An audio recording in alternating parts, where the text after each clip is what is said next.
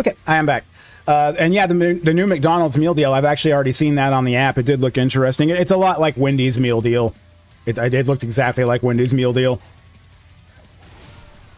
Which is cool. I've always liked their deal. And then I guess Taco Bell is also introducing a new $5 box or something. I don't know. Or a $7 box. I think it was a $7 box. I don't know. Cannot open it from this side. Oh, that's right. That's right. And then we got the big door there. Okay, I know where we're at. We want to go this way, I think. To start off with, at least.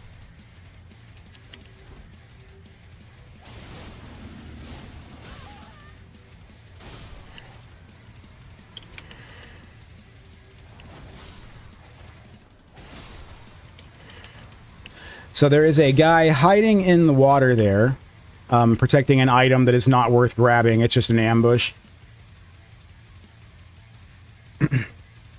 Let's see, that's a steal deal. Which fast food is your favorite? Oh, $5 is the sweet spot. $10 and above is absurd. Yeah, a $10 combo might as well not even exist. That's the stupidest shit.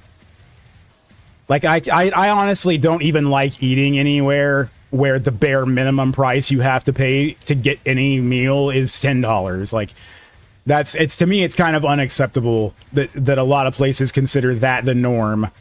Whoa.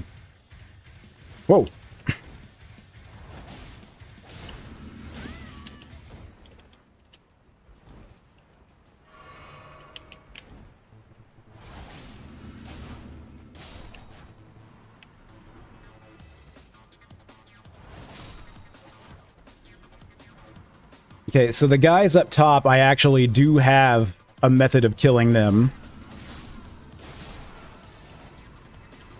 So I don't gotta put up with their bullshit using this build. Here's the well. Okay, so I wanted to go down here. Because I went down here last time. I want to go down here first this time.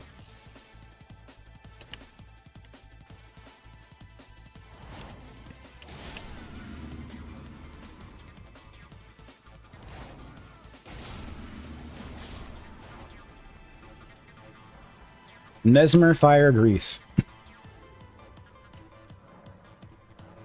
Locked. Oh, that's right. I need the lower city key or whatever, sewer access key, whatever it's called, but I find that later on. That's right.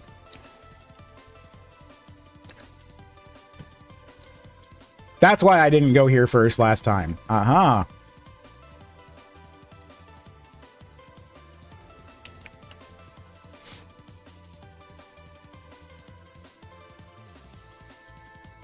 Okay, so now these guys, I'm gonna deal with them like this. Ow, ow, ow.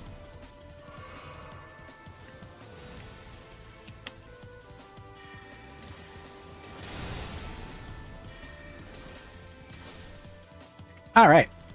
One Night Comet each, that's not bad. How many does it take to kill one of these assholes? 4? Okay, that's not bad.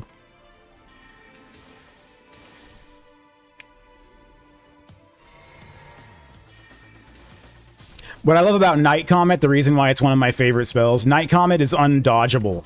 Like, the enemies, it's considered invisible from their perspective, so it makes it very, very hard to dodge Night Comet.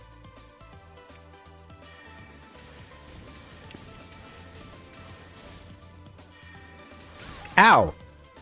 Jerk.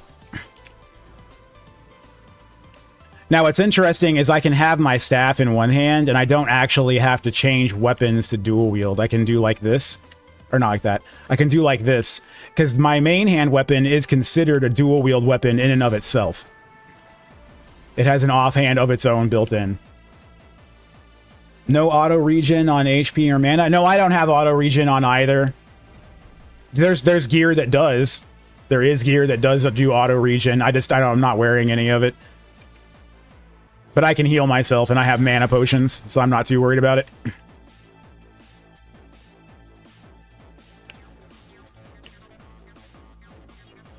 Is it worth it? Not really, honestly. I would say it's better to either maximize your defense or maximize your offense. Not go, whoa, for weird support shit.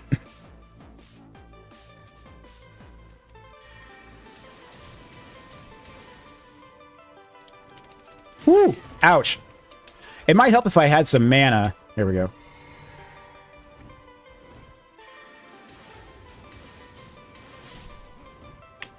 Very close, buddy. Very close. Whoa! Oh, that's right. I forgot. If you're using the dual wield function of this weapon, then your jump attack suddenly becomes R1, not the usual L1, if you were traditionally dual wielding. Okay. There we go.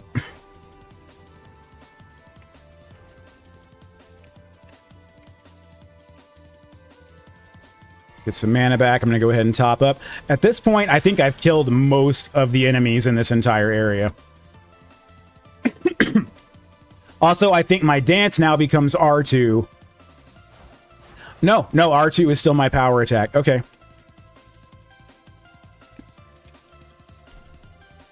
So that means L2 will still be the dance. Yep. Okay. Okay.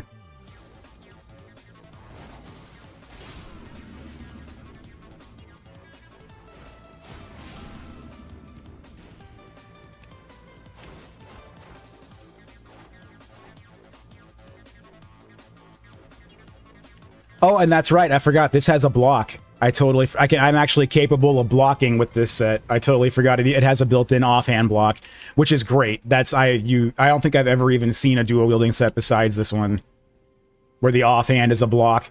Okay, I'm gonna have to kill these guys again. But that's fine. They're much easier to kill from up top.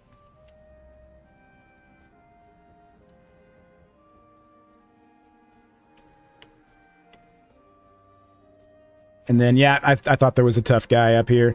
All right, buddy. Ow.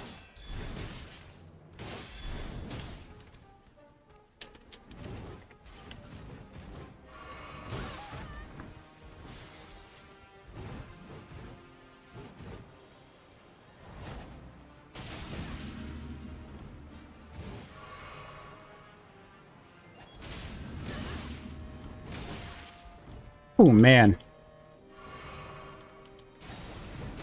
Oh, God. Oh, God, this is bad.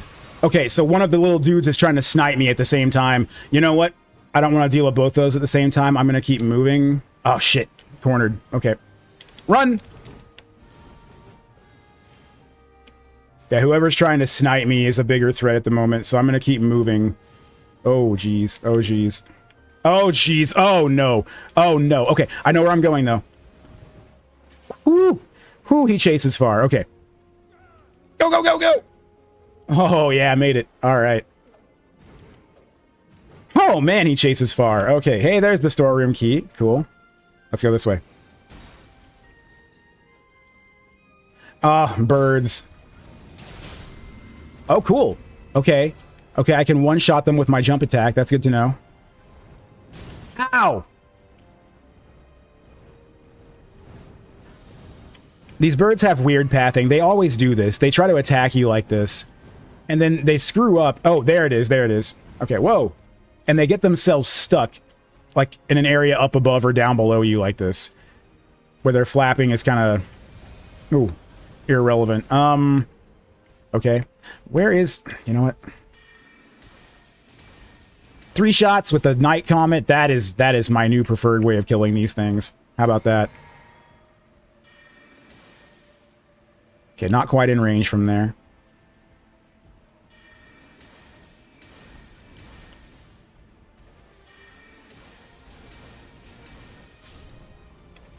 So this guy fell down, and I don't think he died.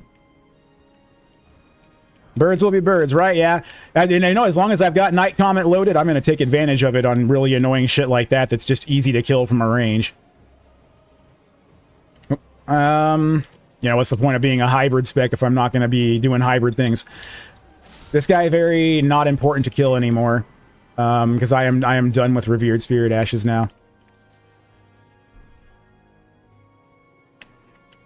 Oh boy. Okay, so let's go ahead and pump up this time. And you know what? I think I'm going to kill him this way. Whoa!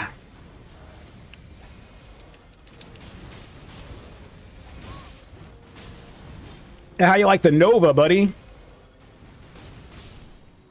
Oh, man, really? Oh, okay, I can walk right back around. But yeah, there we go. There we go. I'm like, you know, this guy fights really aggressive. I bet he would be stupid enough to just walk right into a bunch of Nova bombs, and sure enough, yeah. All I gotta do is Nova and roll backwards, and he kills himself.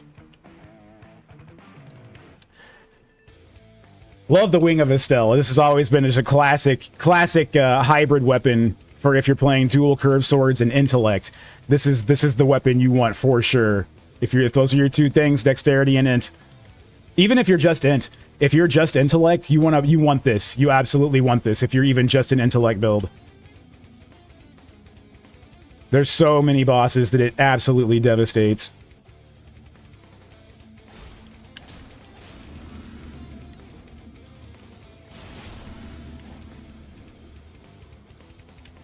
I'm going to check back in here before I go any further that way.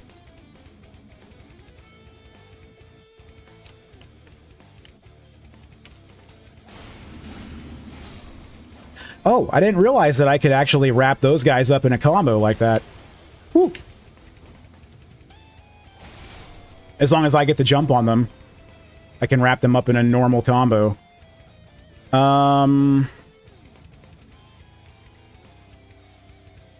Something sketch about this area. Why do I have a weird feeling about this area?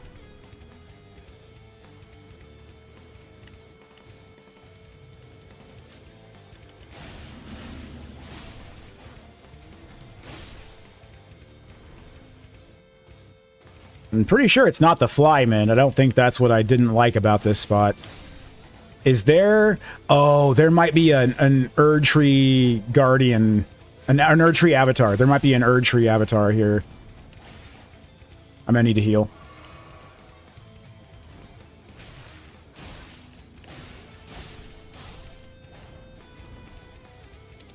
Big Mac is so good. I agree with that. Big Mac's not bad at all. I like the big menu and usually the extra cheeseburger within it, and then I'm at full.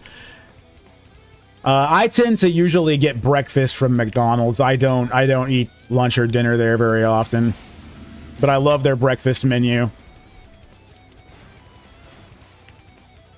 If I get something from the dinner menu, I tend to lean towards like the 20-piece chicken nugget or something like that.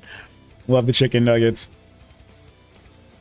But I like all their breakfast sandwiches and the breakfast burritos and all that.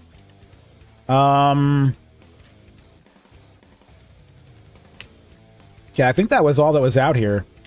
Never mind. Maybe I had a weird feeling about this area when I jumped down because I remember it being a waste of time.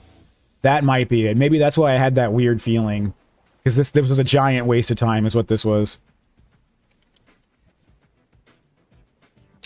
I guess I'll remember next time on New Game Plus 1. I'm sorry, New Game Plus 2. This is New Game Plus 1 right here.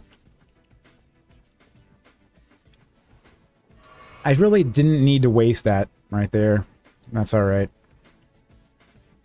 Okay, so we need to go this way now.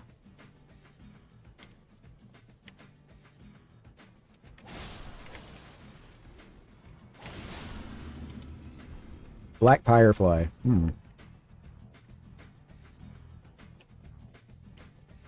Oh boy. Oh boy. Okay. You know what?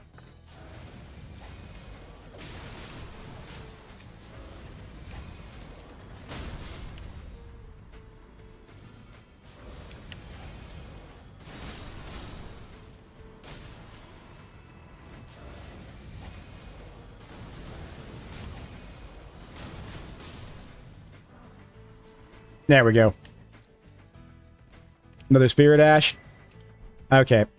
That's funny. That's what I knew it wasn't going to be worth it to go collect them all in my first playthrough because I knew eventually it was going to be just like the Golden Seeds were back in Sacred Tears were back in the original game where they just don't matter anymore in New Game Plus because you can't go any further than the cap anyway. So it just becomes this item that starts piling up in your inventory. So yeah, definitely no need to stress out collecting every single one of them on your first playthrough, that's for sure. Unless you actually need them to kill Radon, I could see that. I know some people had an awful lot of trouble killing him, so... Oh. Oh, I hate these things. Come on, dude. Jesus. Whew, get out of here. Get out of here. Oh my god. Okay.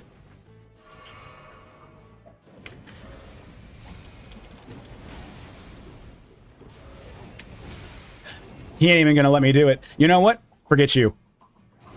Forget you. My favorite strategy with these guys is not to even fucking fight them.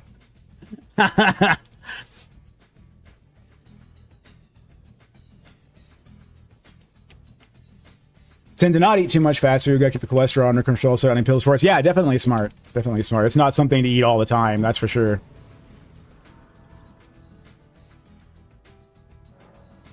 Okay, this should be my very last one. There we go.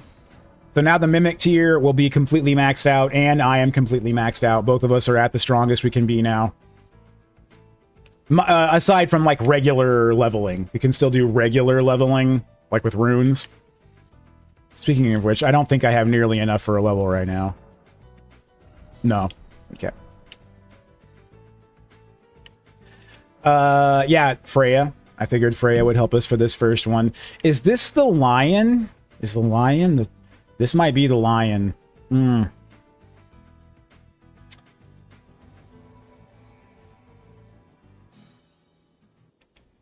There's an NPC in here that I was supposed to find that I didn't find yet. I don't think killing the lion's going to make an impact on that, but I need to go back and find her when I can.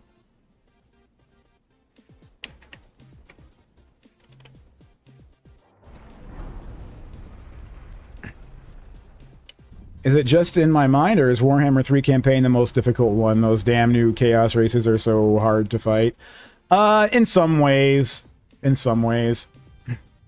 In Warhammer 2, the in-game crisis could be kind of tough, cranked up to the maximum. Based on who you're playing and how prepared you are for it.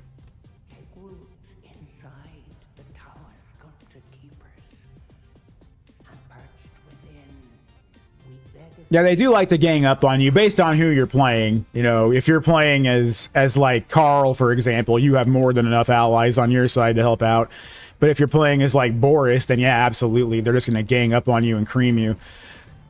So yeah, we're fighting the lion again. And you know what, I've already seen this. We don't need to watch this again. Okay, let's summon my Mimic.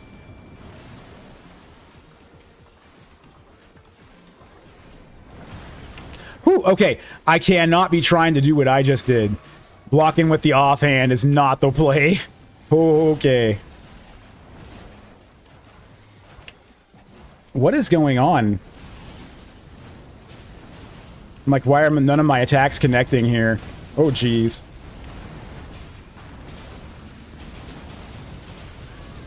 Ooh, get out of there, get out of there. Okay, heal.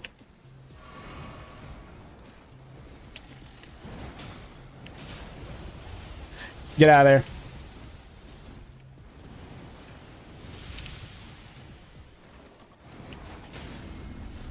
Oh, knocked him. Perfect. This is an opportunity. Let's get some damage through. Ouch.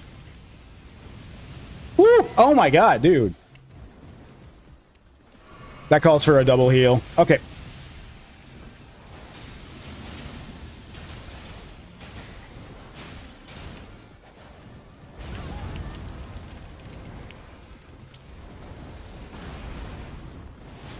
Okay. There's a dead lion. Have you guys ever tried the Wendy's new saucy nuggets? I don't know which one's the new one, so I haven't had Wendy's in a long time.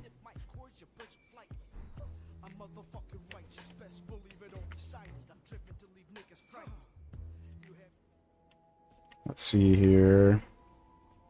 Oh, I'm like, I know there's more loot than that. Divine Beast Head, that's it. That's the bonus loot here.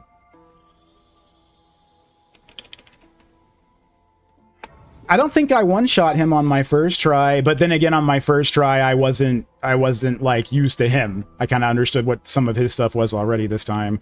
And this build does psychotic damage. I think this build is much more keen to fighting the lion because he's so big that like all of your sweeping attacks just chop him up.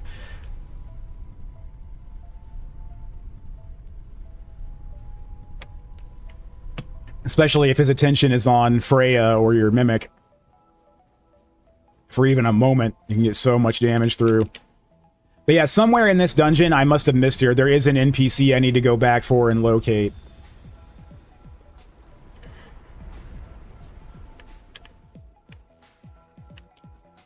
Another Spirit Ash I don't need now. Yep.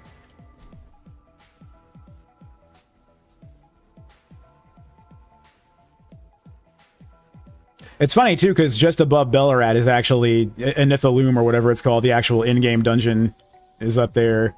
Where Mesmer's hanging out. Or not Mesmer, sorry. The portal that takes you to Mikola is up there.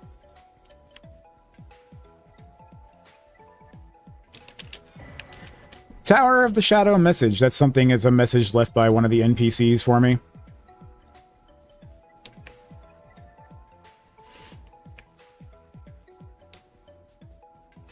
And here's where we have the branches that we can burn.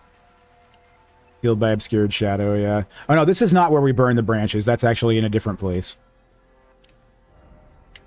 Okay, so somewhere back in here is where that NPC is, and I'm not sure exactly where, but we'll find her. Find her. Do I want to start from here, is the question. Well,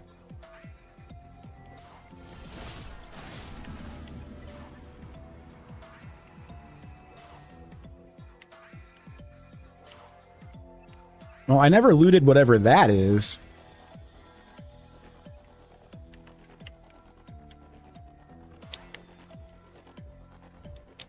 Yeah, let's head this way.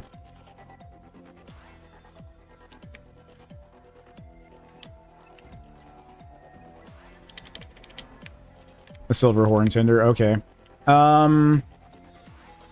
Wherever the key is that lets you go down into the cellar, I didn't find it. What I found was the storeroom key. That opens a different door that I also need to locate.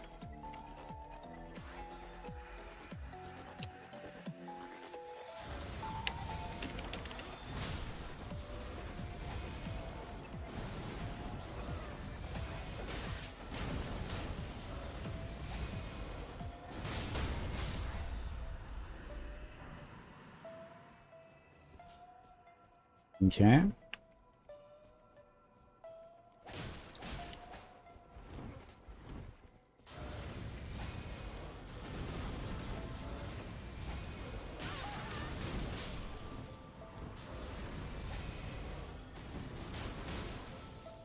Oh, whoops. I'm out of mana. Woo. Ouch. Okay, I am at death's door. Oop.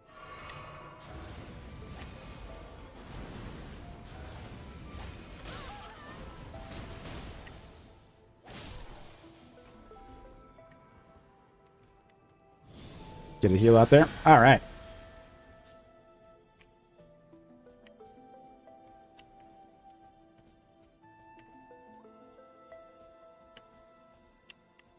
Oh, I don't think I went up this way yet, did I? No, I did. Okay, this is the literally where I just jumped down from. Maybe this way next. No, watch out for him. You know what? Let's go this way first.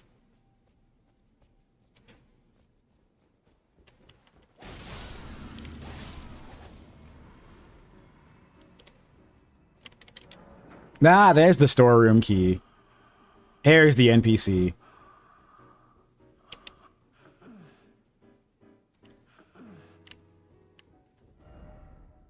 Oh, right. Okay, so actually I did need to come here second. I totally forgot, because you need to equip this in order to be able to do this part. So you have to kill the lion first, so I'm glad I did it in that order.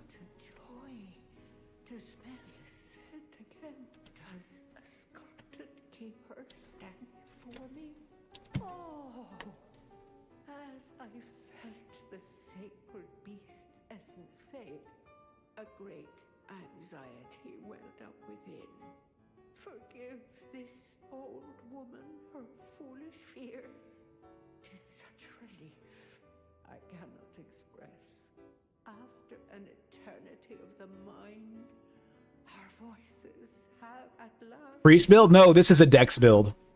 As evinced by thy gracious arrival.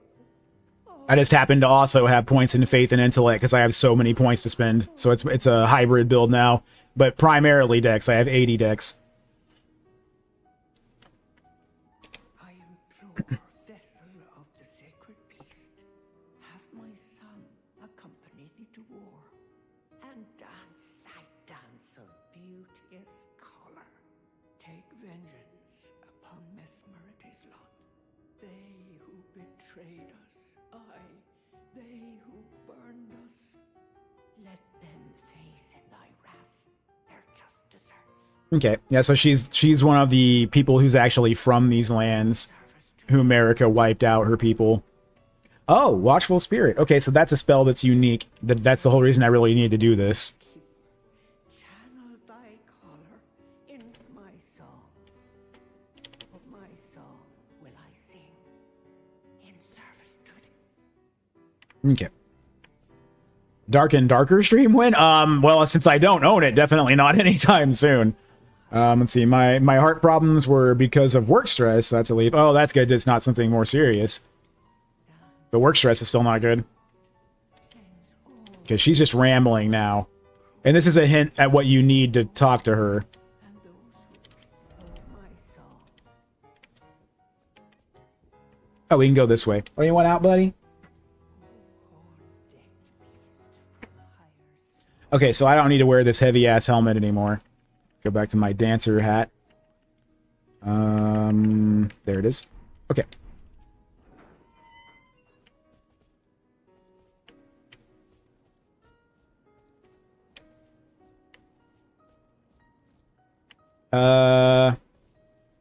Is this just a shortcut? This is just a shortcut out of here. Okay, so we're done.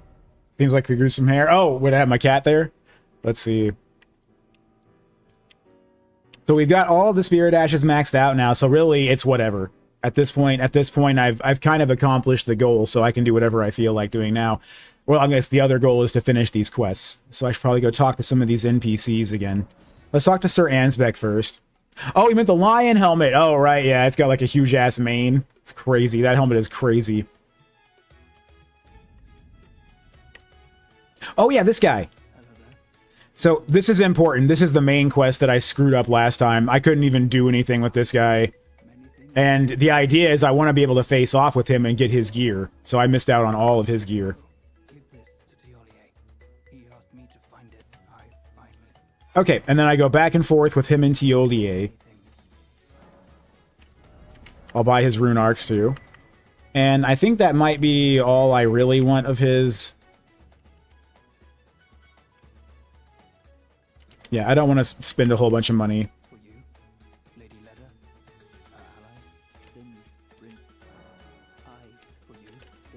Okay, I think that's it for his dialogue now. Now I go find Teolier. Oh, we can probably talk to Ansbeck again. Ask about the person in verdigris armor. Oh, yeah, him. Okay.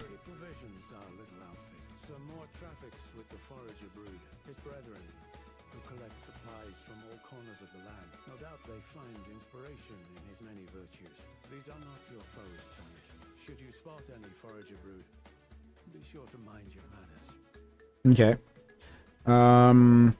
Grew a cat fro, right?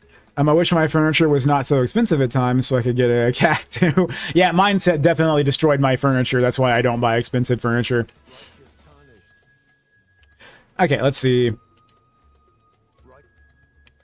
I think we've already talked to this. I don't think we even need to do that technically. I'm pretty sure talking to the crosses doesn't actually activate anything. It's more important about the NPCs that are around them. So now I can go back to Teolier, who should still be somewhere over here. More Dryleaf Dane. No, not Dane. Where did I come across Teolier? He was at a Grace. He was... Oh, he's at this cross, but there's no Grace there? Really? Well, I'm going to have to head back there then. I'm going to go ahead and mark it so I remember where it's at. I could have sworn there's a Grace by every cross. Maybe I just didn't touch it. Maybe I literally never touched that Grace. That would be terrible.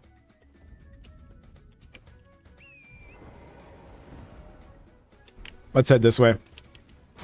I love that I don't have to worry about any of the scatter tree fragments anymore. I love having that capped out and done with. Okay, so I think first we go down, and then we stay on this middle tier, like right here. We can go. Oh no! Yeah, there we go. We don't go up and to the right. We go down further that way. I'm pretty sure.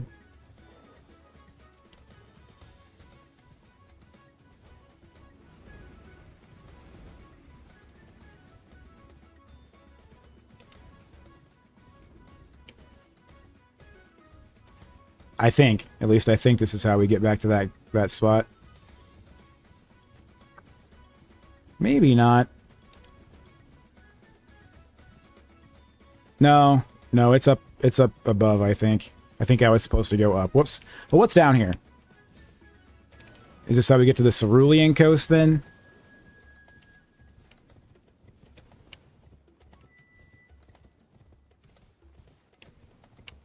Whew. Careful.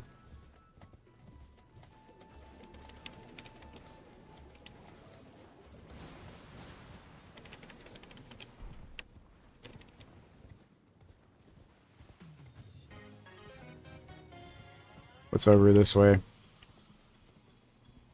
I can't drop down from there.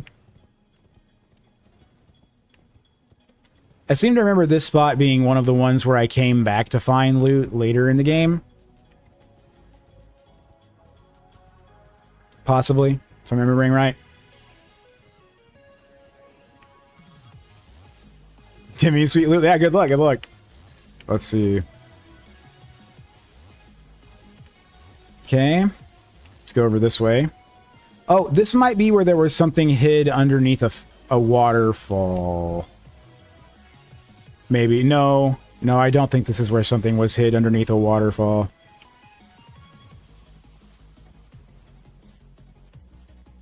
Just keep going this way for now.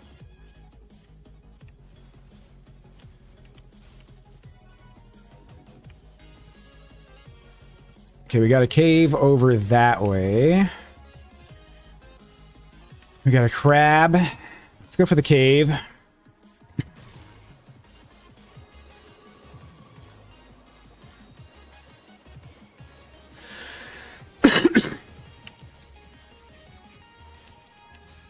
Oh, jeez. Biffed that one. It's probably something worthless. Yes, that's exactly what it was. Okay.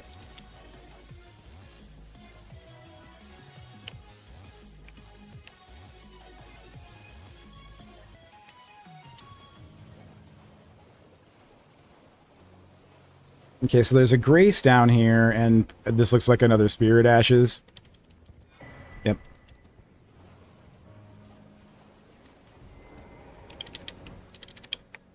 I do think this is the river grace that leads to the Cerulean coast. I'm pretty sure. So I need to go back up top. Yeah, Ellic River Cave. That's like the midpoint to getting down to the Cerulean coast. So let's back up to the castle front and go back up top this time. Nice. Oh, yeah. Hey, there you go. There you go. Very good, Wah.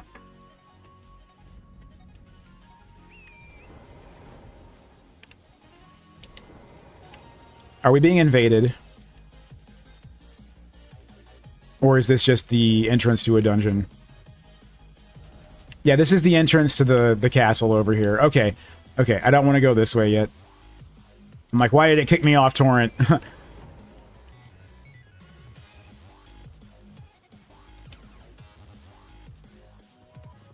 Okay, let's head up this way this time. Very interesting, though, to see how easily this build diced up the lion. Whereas my last build, which I would consider the more powerful build, didn't do it nearly as fast, and I died once. So I think that's interesting. I kind of underestimated this dexterity build.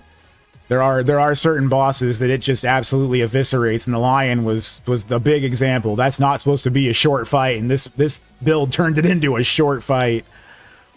Yeah, I just never touched this grace. I'm so awful. Man. Holy shit.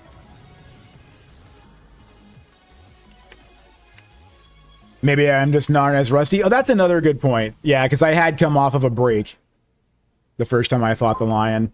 And I didn't have very many Skadu tree fragments yet, like I did this time. Oh? What's this? I have to say, Sir Moore has an awfully sharp eye, doesn't he? It's wonderful. This ebony, as lustrous as the night sky unending. I don't think I could ever thank him enough, but I'll have to think of something. Ah, forgive me. You two deserve your share of the reward. I'll mix up something special. If you find yourself weary of the weight of this life, then just give me the word. Sleep is a balm. An eternal sleep is an elixir. Uh-huh. I'm weary of my life. And take this. This concoction can coax even the oldest of dragons to sleep. For you, it will grant the sweetest slumber for all eternity. Thiolier's concoction. So, Okay, well that's a very interesting item. I thought I already bought this. I'm just gonna buy it again just in case. That's weird. Oh, I can buy Thiolier's concoction from him. Causes immediate death if imbibed by an ordinary human. Awesome! Awesome, okay. just give me the word if you need any more poison. Okay, I'll let you know if I need any more poison with which to off myself. That's handy.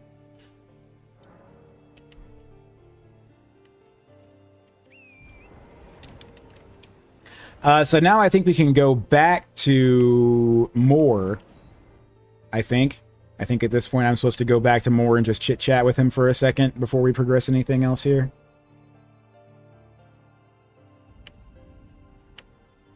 Welcome.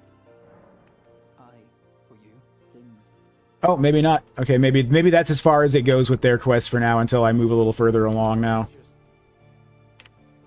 Let's go talk to Freya.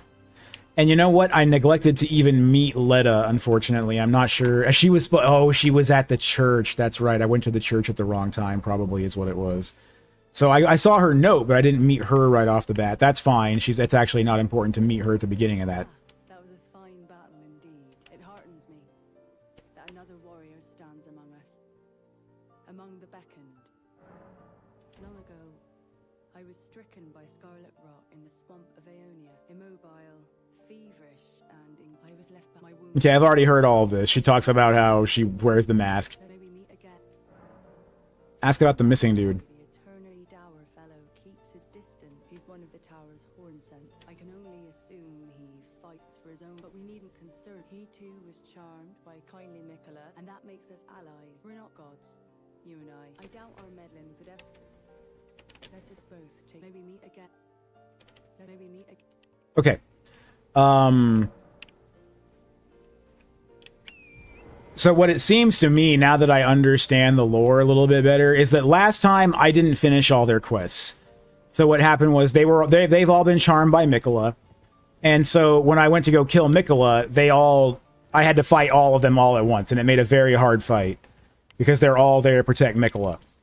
But if you do all of their questing and listen to their dialogue and pay attention to the story, you start to understand that there's no reason that any of them should ever have been allies to begin with, aside from the fact that they have been manipulated by Mikola through Mikola's god power to force people to love him.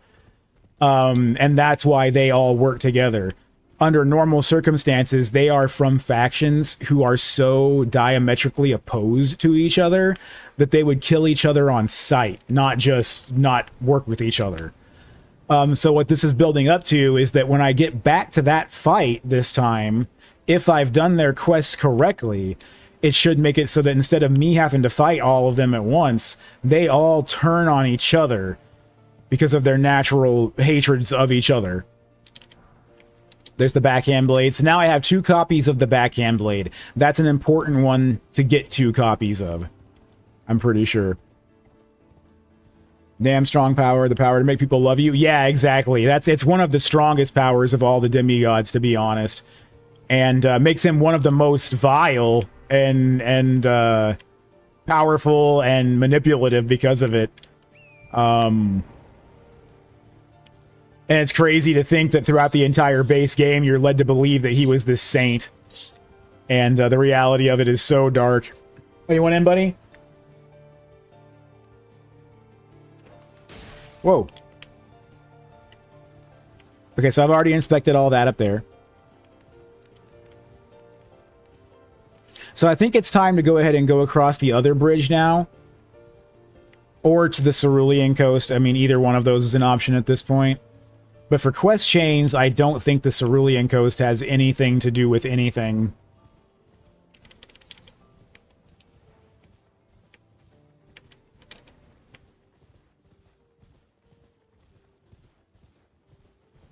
Now, why has everyone got a note laying here? Death.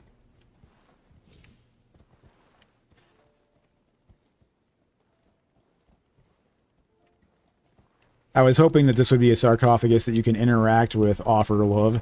Yeah, see, because like there is one you find later that is one you can interact with, and the Cerulean Coast, I think, actually is where you find it. I can't remember. No, the Hinterlands is where you find it. But it's like it fell out of one of those walking mausoleums, and it actually gives you an extra remembrance.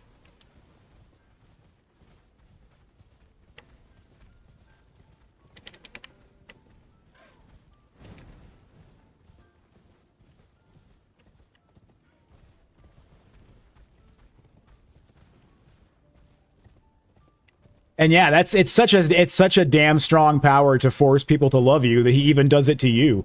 When you're fighting the final boss, Mikola, if he grabs you twice, it forces you to fall in love with him and you get an instant game over. And it doesn't even say death or whatever, you're dead, you know, the normal screen.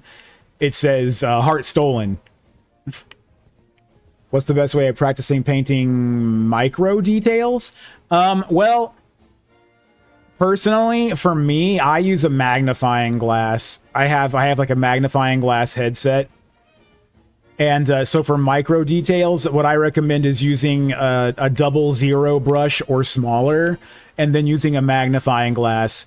And then don't expect to get it right on the first try even. If you mess it up, don't be afraid to have to redo it again and again if you have to. That's really what it comes down to. You may have to do it more than once to get it right.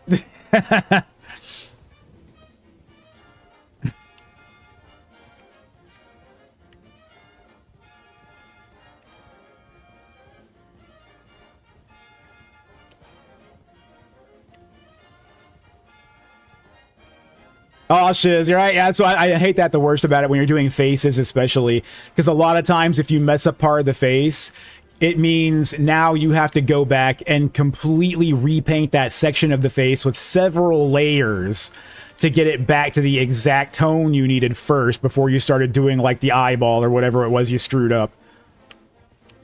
That's the fun part though, learning from error. Yeah, exactly. Every time you do that, you get a little bit better and you make less errors in the future. Got another spirit ash I didn't need.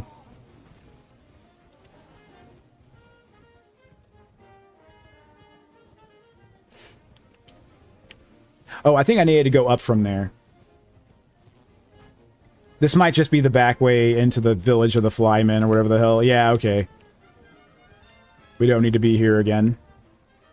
So I do think at this point I have explored pretty much everything over here, and I'm probably safe to go ahead and go up the bridge now. Oh wait, no, there's something down here. What is this? I think I may have already seen this, but just making sure. Just making sure. Yeah, I think I already ran through here, because there was like an item or something that's not here anymore. Okay. So now I think we're good to go ahead and go across the bridge this time. Let's go to the castle front, and from there I can either go north to the Fog Rift or Castle Insis. Castle Insis is following the crosses, and that's what's going to progress these quests the most. So that's probably where I should go. Oh, you know what? This is a good opportunity for a couple of things. First, I'm going to go ahead and open my map.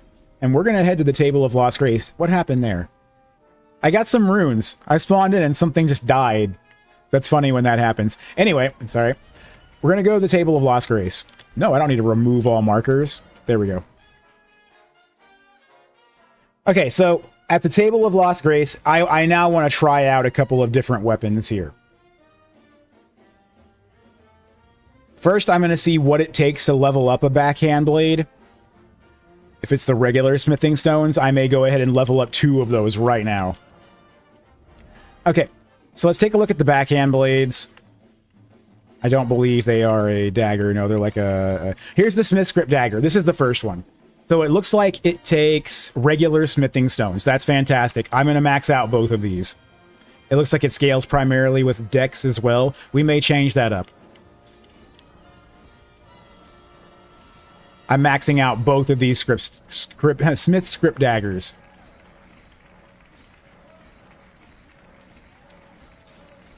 Because I have more than enough smithing stones. Especially these regular smithing stones. See, I've got 12 ancient dragon smithing stones. So I might as well make use of them. And I'm making use of all these. This is the other thing. I know I complain a lot about finding a bunch of worthless smithing stones whenever we're doing Shadowlands content. But in reality, it's very handy. Especially like right now. It's what's letting me do this just really quick. I don't got to go visit the crones and buy a bunch of crap. Okay, so we've got 2 smith script daggers maxed out. Next up, let's find that other one. And this time I probably will need to go buy some stuff. Rolana's Twin Blades is a fun one, but I don't think I'm going to go for that. Maybe. The Moon and Fire Stance. You know what? I think this is one that's worth going ahead and maxing out.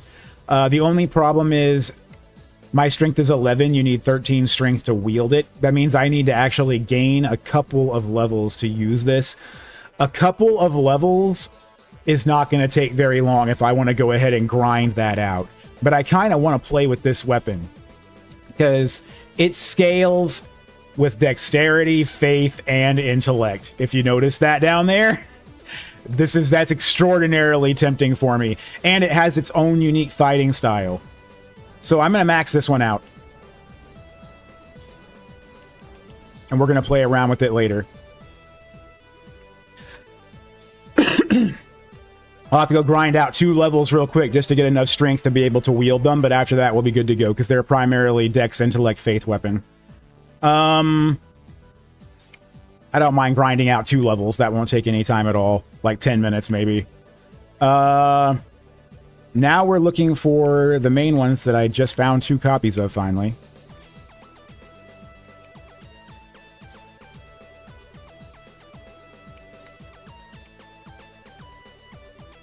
Just going back through this to make sure I didn't miss anything else that I really want to try out right now. Okay. Moving right along. There's another one, the Great Sword of Damnation. This could potentially be a very fun faith weapon, but we're not going to go for that just yet. Fire Knight's Great Sword could be fun. Moonrathil's Night Sword could be fun. Ancient Meteoric Great Sword might be fun. Both of Radahn's weapons. I bet you both of them are outstanding, but each one of them is meant for a strength build or at least 32 strength, and that's way too much to grind out. So that's not in grasp right now unless I want to respec. So we'll worry about that one later. Rogier's stuff in the Frozen Needle now. Okay, continuing along. Freya's Great Sword, that's interesting. All of these require too much strength to be worthwhile, though. There's the backhand blades. Okay, those are the ones that I really wanted to go for. The Smith Script Cirques I might try out later too. But for now, the backhand blades, I think I want to max out 2 of these. And it looks like they take regular smithing stones. So I can go ahead and do this without worrying too much about spending my ancients. But I'm going to have to go and buy some more smithing stones at this point, I'm sure. I don't have enough to just max out something at this point. It takes 24, I think, smithing stones to go up each tier. If I'm not mistaken. I might be off. It might be 14, but one or the other. Either way, I'm going to buy enough to... I'm going to over-purchase here. I have plenty of runes. Okay, so I got 29. Let's go to like 42 of these. Let's buy 24 of those. Okay. Let's buy like 30-something of these. Okay. Same deal here.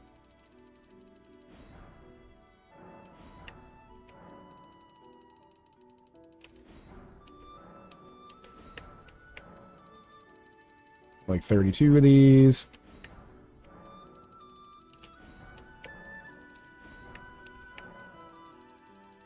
Need a bunch of these.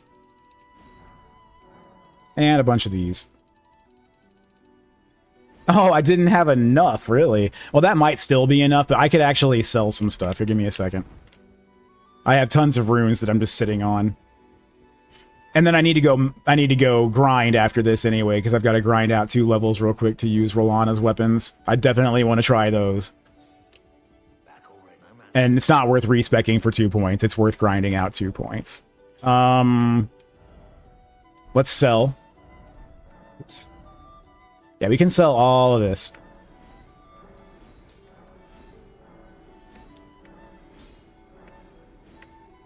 This will cut some time off that grind, too. I also have a remembrance to use.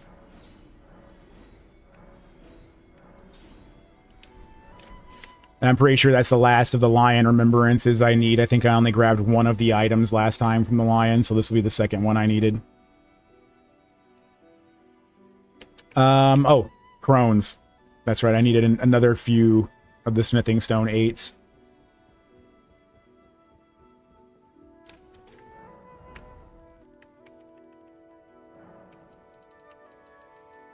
There we go. Okay, we're in a good position now. And I believe I should have more than enough runes to purchase these upgrades for 2 backhand blades.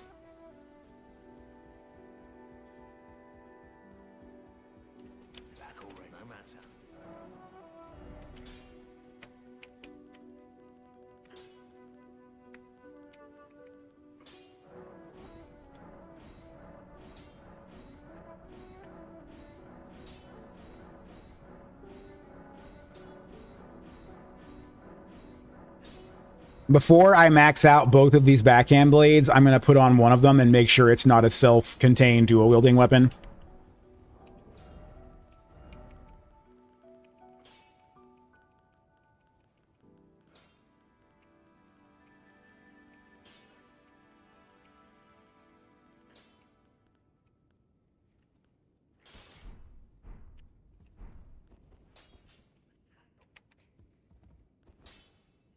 Oh, it doesn't seem like it, but it's hard to tell because I'm at the Lost Grace. If I go jump down to where I fought in the arena, it'll let me pull out my swords.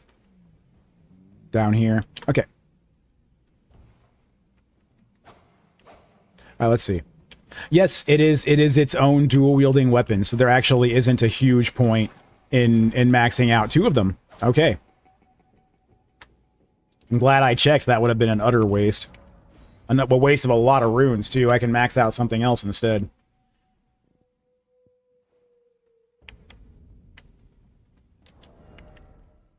We're still sitting at a light load, even with that. That's interesting. That gives me a lot of versatility with what we're wearing right now. So the real advantage of the backhand blades is that you do have an unlimited looping front light hit combo with these by tapping L1, basically, or R1, whichever one. Interesting thing. Let's go ahead and go... Oh, shit. I just realized something. I don't think I have enough strength to farm runes. You need 24 strength to use Waves of Gold, and I don't have 24 strength. Wait, maybe if I use it as a two-hander, I might have enough strength, especially if I throw on an item first.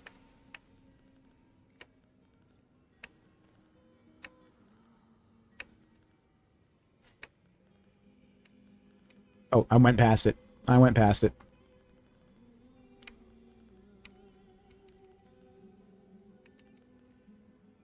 Okay, yeah, it doesn't have a red X. It only takes 14 strength.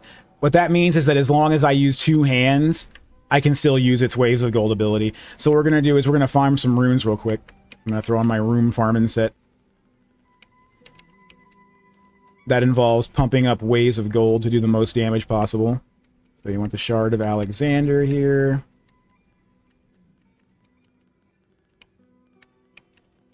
That one. We want... this thing, the Ritual Sword Talisman. And we want...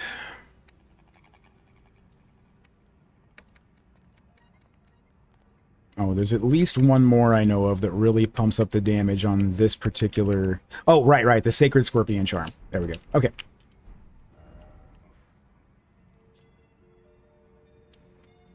And fortunately, because of the direction I went, I already unlocked this grace. You have to kill Moog in order to unlock the DLC. So this is already unlocked for me.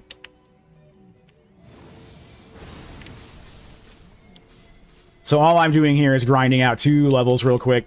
And what that's going to do is give me the 2 points of strength that I need to be able to use Rolana's Twin Blades. Because I want to play around with those. They look fun. It is interesting that these weapons are so lightweight that I can go in with a full loadout. I have, you know, my dual curved swords, both of my seals, a staff for intellect, and I have this. Well, you know what? Now that I'm thinking about it, another option I have available now, too, is I can get that staff maxed out. There is a staff now in the DLC that I got that allows you to channel both incantations and sorceries while you're wielding it. Which could be an excellent, excellent thing.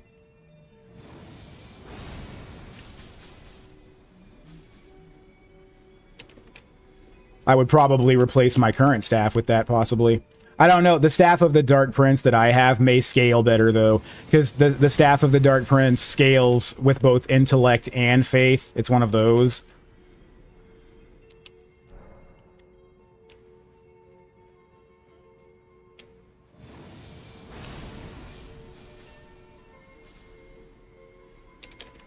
Also, since this is New Game Plus 1, I'm actually getting considerably more runes than I did whenever I was doing this exact same farm on New Game Plus. We're getting way more runes per kill because of that modifier. So the higher New Game Plus you get, the more efficient this farm becomes in general. So if your entire goal was to get to level 713, which is the absolute max level in Elden Ring, if that was your goal, the best way to go about it would be to try to push as far as you can possibly get in New Game Pluses to get as high of a New Game Plus rating as you can, and then come to this farm right here and farm your way up to level 713. It would still take a very long time. You're talking about a lot of runes, because every single level requires more runes than the last. But right now, I'm just farming enough for 2 levels, which really takes no time. Like I said, I'll be here for, like, at most, like, 10 minutes. I'm pretty sure 2 million runes should be plenty to gain 2 levels, so that's what I'm going to do, is just farm up 2 million. I'm already halfway there. I'm already at 1 million right now. Every 3 times I do this is 100,000. So you're looking at roughly 100, or you're looking at roughly 100,000 runes a minute, or not 100,000 a minute. I'm sorry. You're looking at roughly 300,000 a minute.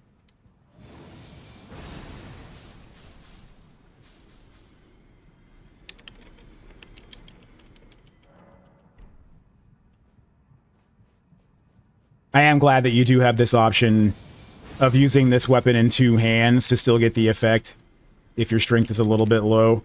Because even after I gain these 2 points of strength, it's actually not going to be enough to qualify for this weapon one-handed yet. It's going to be just enough to require, or to be able to use Rolana's Twin Blades.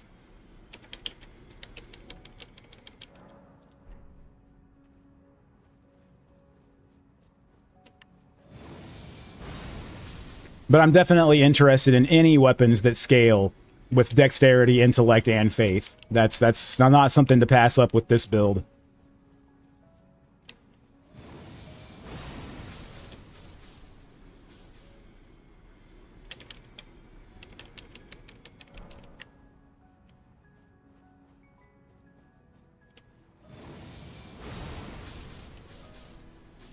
At 1,600,000. Yeah, not bad. We're almost there.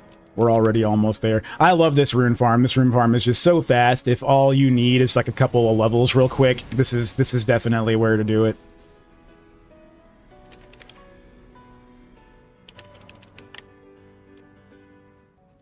Now, eventually, I'm assuming somebody is probably going to discover something in the DLC that might be a faster rune farm than this, but I haven't heard anything yet. I haven't gone looking yet either, though, because this one is just really good enough for me. But I bet there probably is something in the DLC that might be better than this now.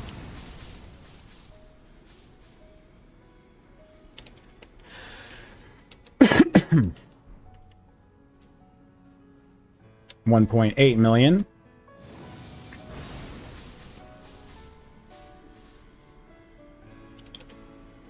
1.9 million.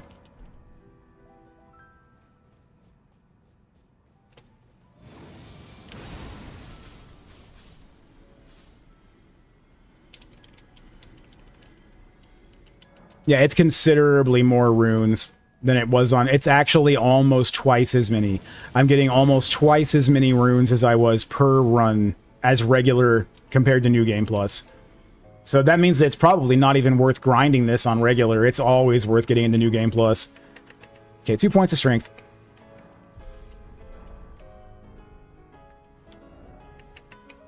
Oh, I guess that is enough to wield this one-handed now if I wanted to. But that wasn't what this was for. It was for Rolana's Twin Blades.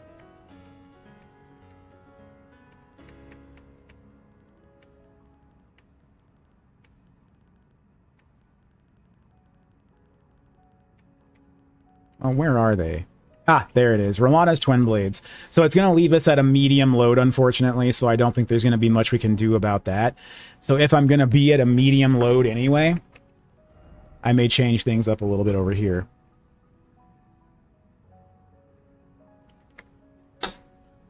Consecutive attacks are still going to be my main go-to, so I might want to go ahead and continue buffing those up, primarily.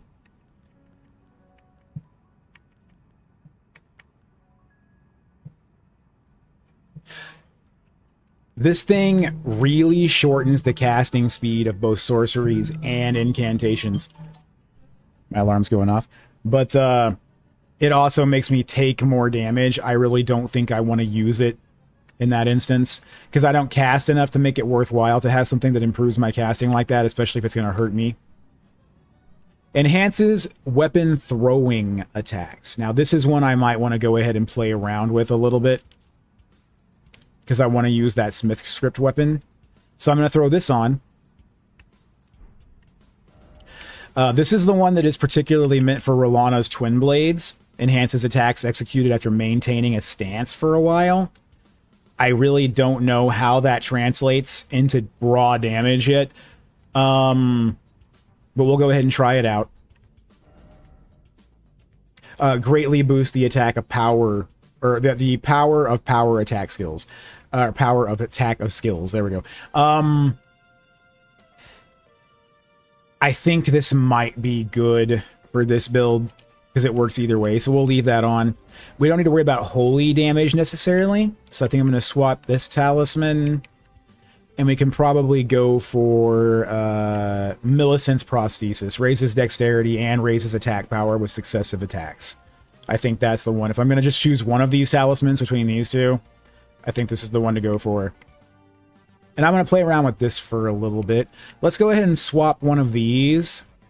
I kind of want to carry the dual smithing dagger.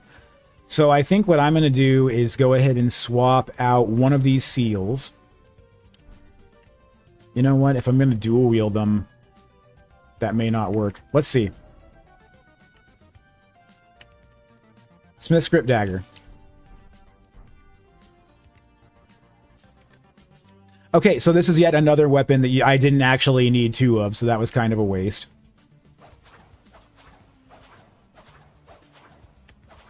Oh, now that's very interesting.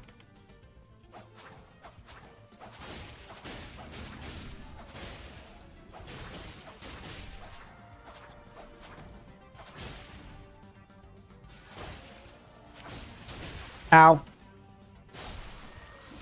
Oop, oop, rolling on back.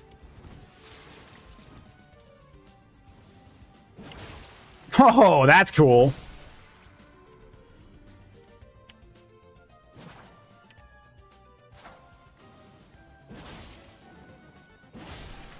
Does not take an awful lot of FP to use that attack either. Ooh, damn.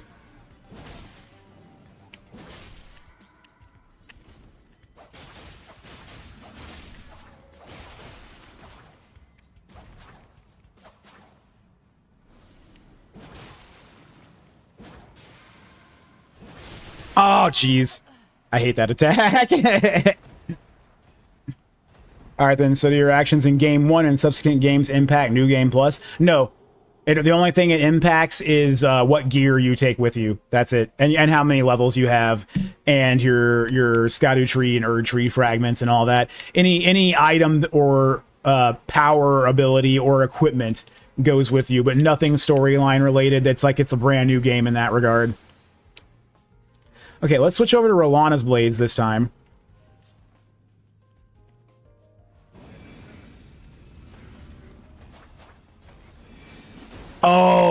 Oh my god. These play like the sword of Night and Flame. Oh, really? Oh my god, that's fantastic. Holy shit.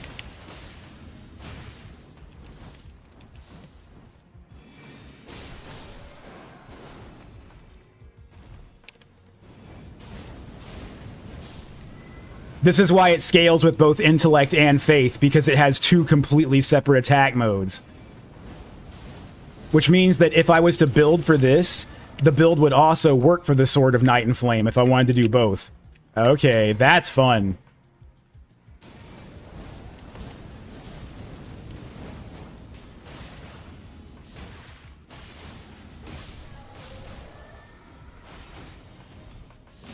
Woo, get out of there.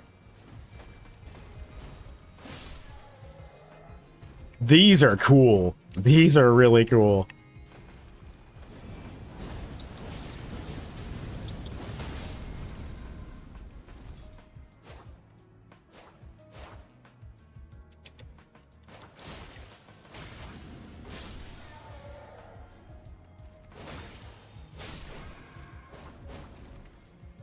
Is that a roguelite Elden Ring? Oh, yeah. Oh, yeah.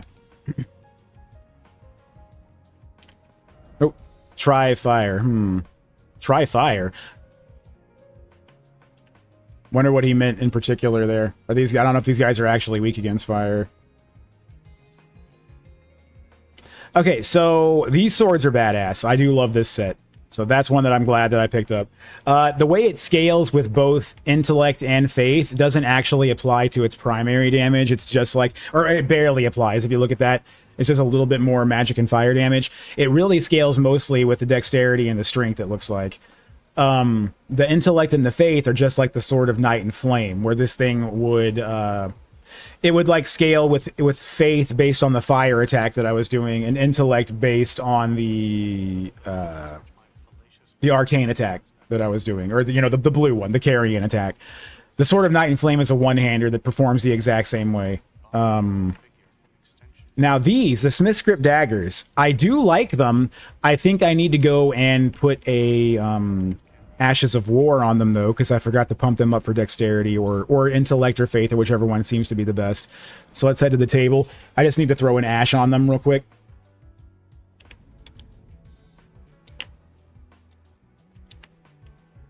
Oh, you know what sucks? Throwing an ash on them is going to make them lose their really cool R2. That dagger does have a cool R2. No. Oh, don't pay me as layout.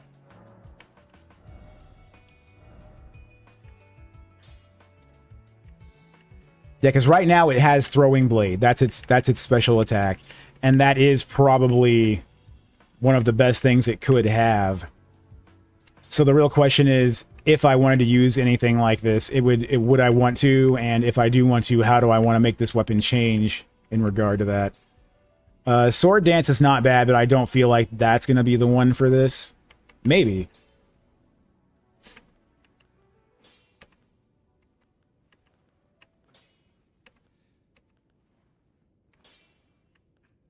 Spinning weapon, carrying greatsword. Carrying grandeur.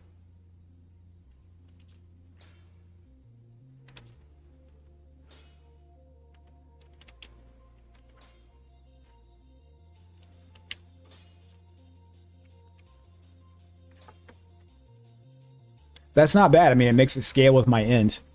I mean, I can make it scale with int one way or the other, but I'm wondering if this might work well with this.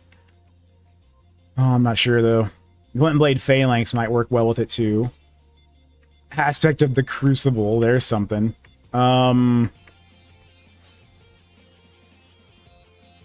Divine Beast Frost Stomp. Ooh, you know what? frost buildup might not be something to try. Might not be something bad to try out. I think I'm gonna give that a shot. You know what? Let's set it up for cold. That's gonna make it scale very well with dexterity and intellect. Okay, so we have some cold smith script dagger.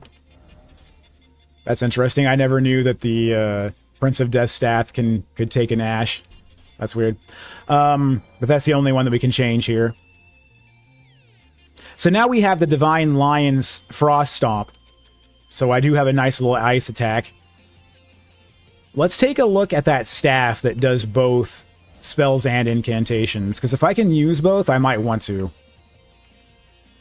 The question is, what sorceries would I really want to use? Because they seriously nerfed Comet Azure. Comet Azure is not what it used to be. But some of these new spells might be fun, too. A lot of them are Faith.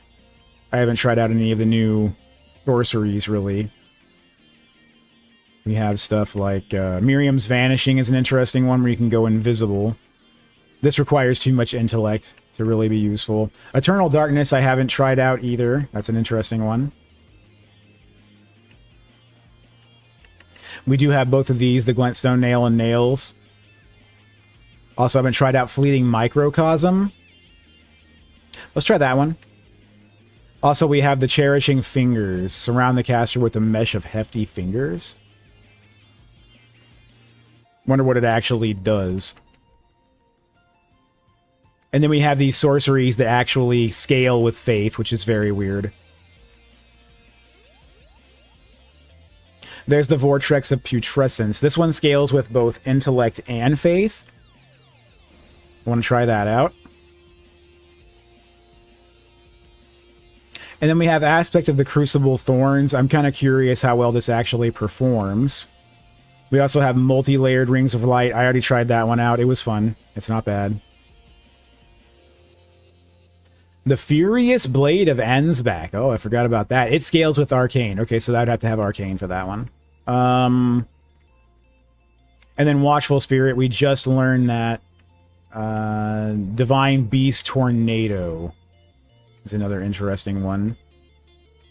Flurry of Feathers. Golden Arcs. Now, let's go ahead and go with Aspect of the Crucible Thorns. I want to try that one out. Okay, so this is the loadout I'm going to roll with for now. Just try out some fun spells. And let's go see if we can't max out that staff that scales with both intellect, or allows you to channel both Faith and incantations. Or incantations and sorceries, I should say. Okay, so which one was it? This one, the Staff of the Great Beyond. And then we have the Maternal. Boost Finger sorceries, yeah. And then this is the one, it scales with both and allows you to channel both. Yeah. Let me make sure on that. I need to read it.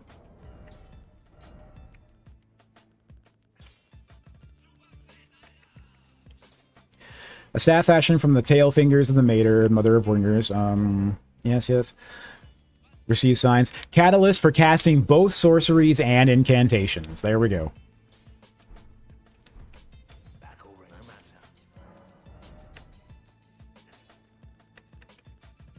That's very unique. Yeah, let's go ahead and buff that one all the way up. Use some of these Sombers.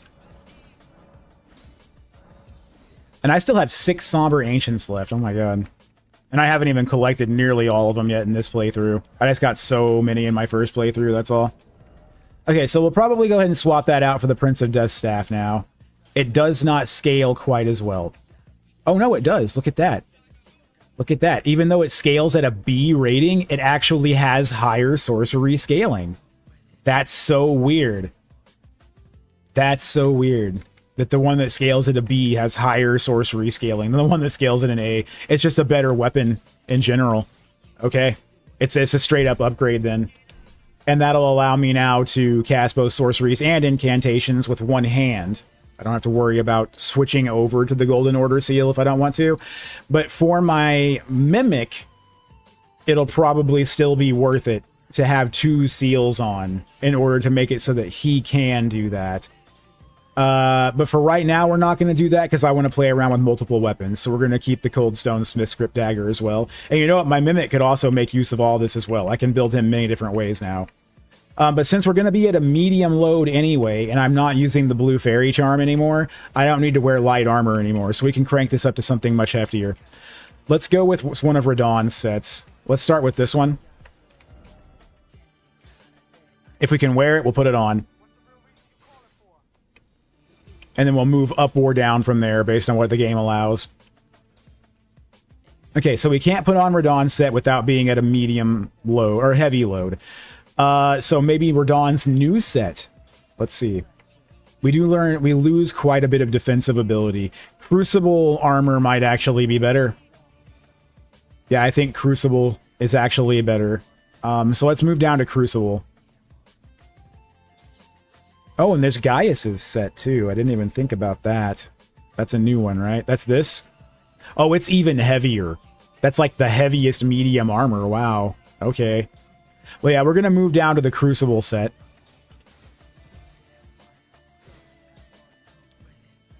Okay, and that puts us at a medium load.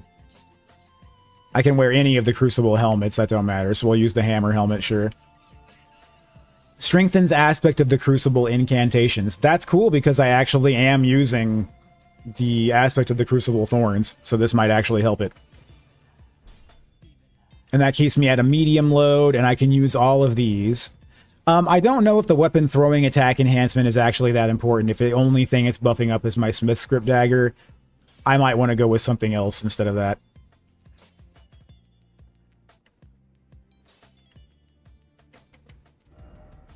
Yeah, let's go ahead and go with the other Winged Sword insignia. In fact, it might be worth it for me to go ahead and finish Millicent's quest chain to get the better version of this. There is a better version of this you get for finishing Millicent's quest the second time. But for now, I'll throw that on. And I think these are the items that I would want with a build like this, I'm pretty sure. Now, as for my Flask of Sacred Tears... or, you know, my flask. I don't know if the way Wondrous Physic. Grants HP restoring effect. Makes consecutive attacks grow stronger. You know what? I guess this is still okay. I don't want this one. Steadily restores HP. That might be a better one. Steadily restores HP of nearby allies. This is the new one. And I don't know if it applies to just my allies or also me. That's the problem with it. If I knew for sure it was also me. Enhances Spontaneous Guard in Mixed Physic. Okay, so this is the new Deflecting Hard tier. It's an interesting one. If I'm doing guard counters, this becomes very powerful, basically. Enhances attacks at the cost of HP. I don't think I want that.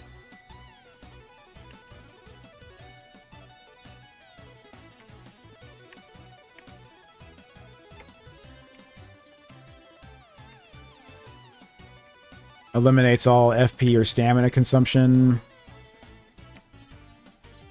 You know what?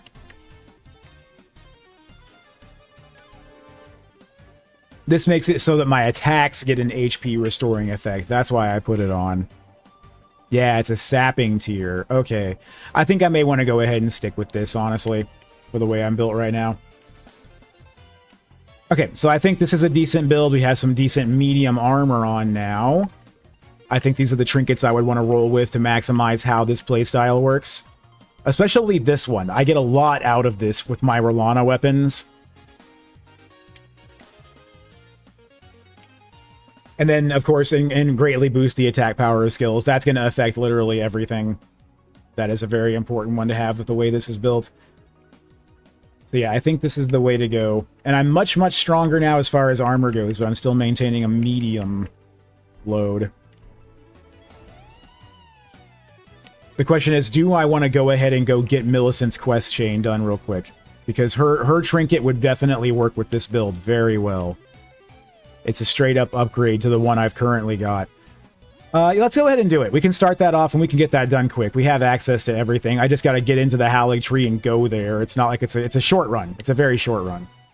So, to find Millicent, first we need to go down here and kill this guy.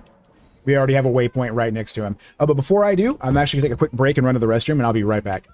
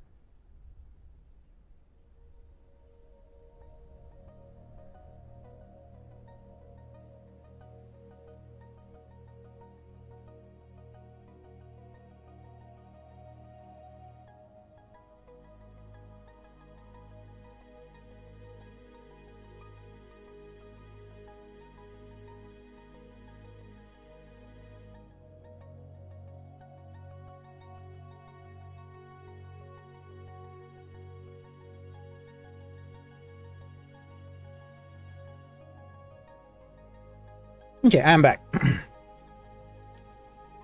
So we are going to try out new gear and new weapons on an old boss.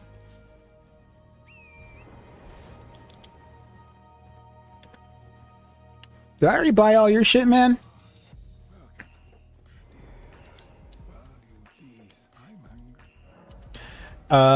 You have nothing good, man. Oh my god. Oh, dude. I'll take those. They cure rot. I mean, that okay, if it was your first playthrough and you were thinking about going and rushing and getting the jeweled scarab, it might be worth it to stop by that guy first. Just to say hi and grab those boluses before you go into the cave where you get the jeweled scarab, because it's got rot central all over it. So that might be a great way to rush the jeweled scarab a little more easily. So I'm going to keep it in mind that there is that guy in the future for the next time I'm rushing this game in the beginning and I need the jeweled scarab again. Oh ho. Okay. Okay. So, oh, this really can scale, or it can cast both. I love that. So we're just going to rail this guy with Night Comet. Goodbye. Poisonous Mist. I don't think I had that. I may have missed that on my last playthrough.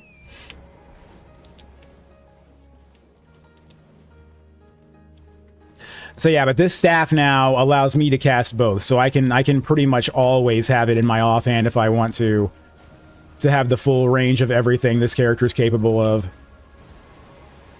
We're gonna get invaded by Millicent here, I believe.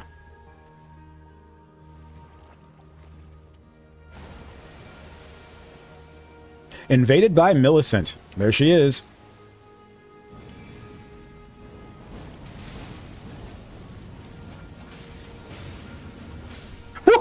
yeah! Goodbye, Millicent. Get my sacramental bud. So that's a completely optional invasion. PvP? Oh, no. That's a scripted invasion of an NPC that you have to come here at this point in the game before you progress much further. Otherwise, you miss that little mini invasion. Hey, the Clean Rot helmet. That's cool. These guys have really cool gear, and you can sit here and you can farm it, and this is where you farm their set. It's actually a really cool looking set and one of my favorites. It has very good resistance against Scarlet Rot. But anyway, this is the guy I'm actually here for. Millicent's quest chain is actually the one I'm working on, and that's why I came here first, was to do that invasion, because if you progress her quest chain any further than that, you cannot get invaded by her. Because now when we find her wounded and Scarlet rotted up, and part of the reason why is because we just kicked her ass. But then we help her. Let's summon my Mimic, but before I summon him, how do I want my Mimic to fight for this one? I kind of want my Mimic to try out something interesting, so I'm going to put my Mimic on double daggers. And what he's going to do is he's going to spam the Lion Frost Stomp. We're going to try that out with him. And then I'm going to switch back over to Staff and Rolana's weapons. Okay. Cool.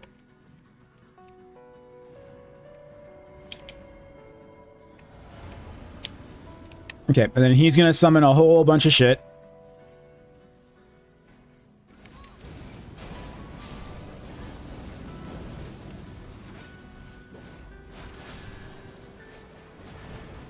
Oh, my pet's going crazy over there. Okay.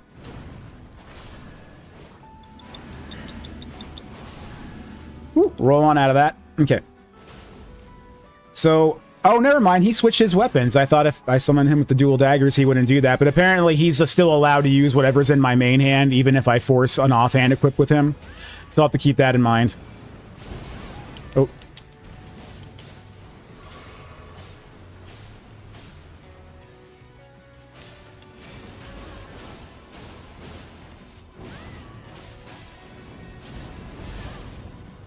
Woo! So I'm going to switch it up then. Boom! Oh, that is some hefty frost damage. Look at that. And it's got some range on it, too. Damn. Boom! Okay, that's cool. Commander Standard and the Unalloyed Gold Needle. That's actually what I came for, was the Unalloyed Gold Needle. That's the next part to progress Millicent's quest chain. In fact, being invaded by her is not mandatory at all. The stuff that she dropped was not even necessary items. What I just did, though, is mandatory for progressing this. So all in all, I'm going to say I am actually disappointed with the Cold Smith script daggers. The Ashes of War, the Divine Beast Frost Stomp, I'm not disappointed with that. That's outstanding, actually. But I could put that on literally anything. I am disappointed with the throwing daggers, though. They don't have the range to even be considered a throwing dagger, in my opinion. So I'm going to switch that up to something else.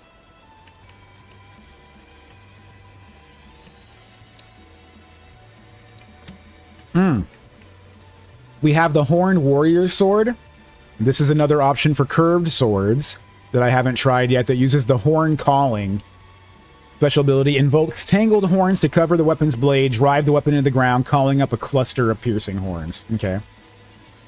And then we also have the Spirit Sword. I haven't used this one either. This one does scale with intellect as well, which is nice. Rancor Slash. Spin around slashing foes while summoning vengeful spirits which chase down foes. Allows inputs for follow-up attacks. That sounds interesting.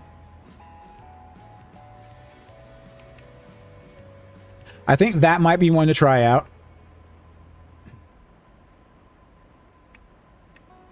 We have the Smith Script Cirque. This one, strong attacks are considered a throwing weapon. Okay.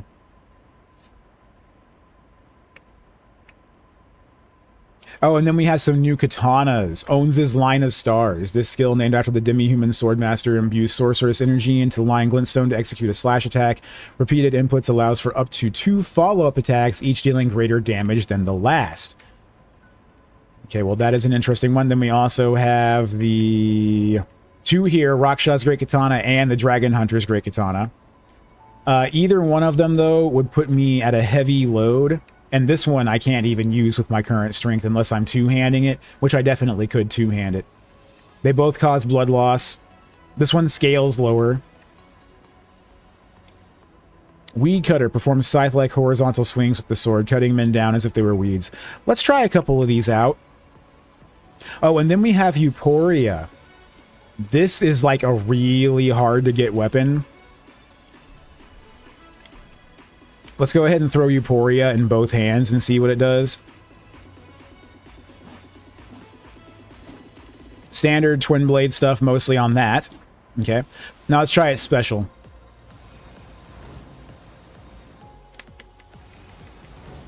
That's not bad. I'm wondering if that really does an enormous amount of damage if you were to get into combat with it.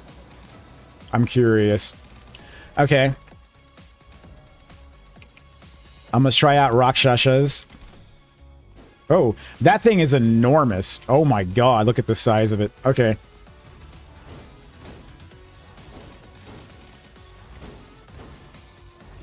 That is very simple, but I bet you anything that's extraordinarily effective at clearing even big groups.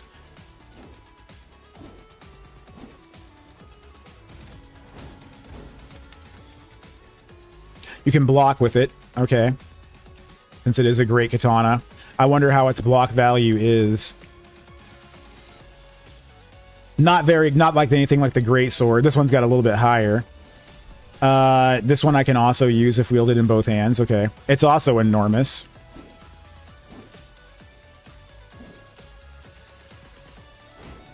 Okay. Yeah, that was a beautiful katana. This one's pretty cool, too. Ooh. That's dope. Yeah, this one is dope.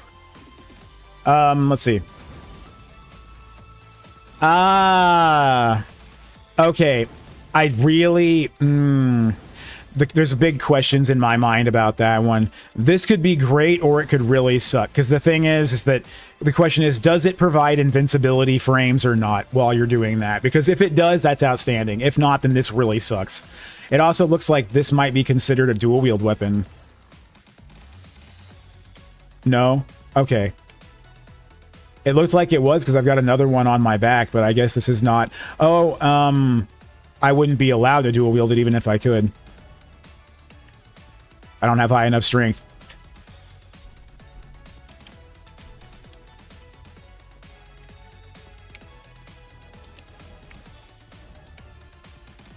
Okay, so we got the Starline Sword. This is the one that owns his line of stars. Let's try that out. This is a regular size katana.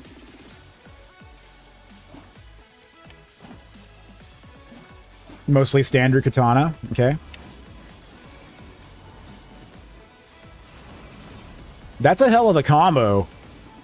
The control you have over it, too, while it's going is pretty outstanding. Not gonna lie. And the fact that you can still do it when you're out of mana, it just doesn't channel the energy, but it still teleports you up, that's really cool. I love that you can do this when you're out of FP. Oh my god, that's cool. Okay, I like that one.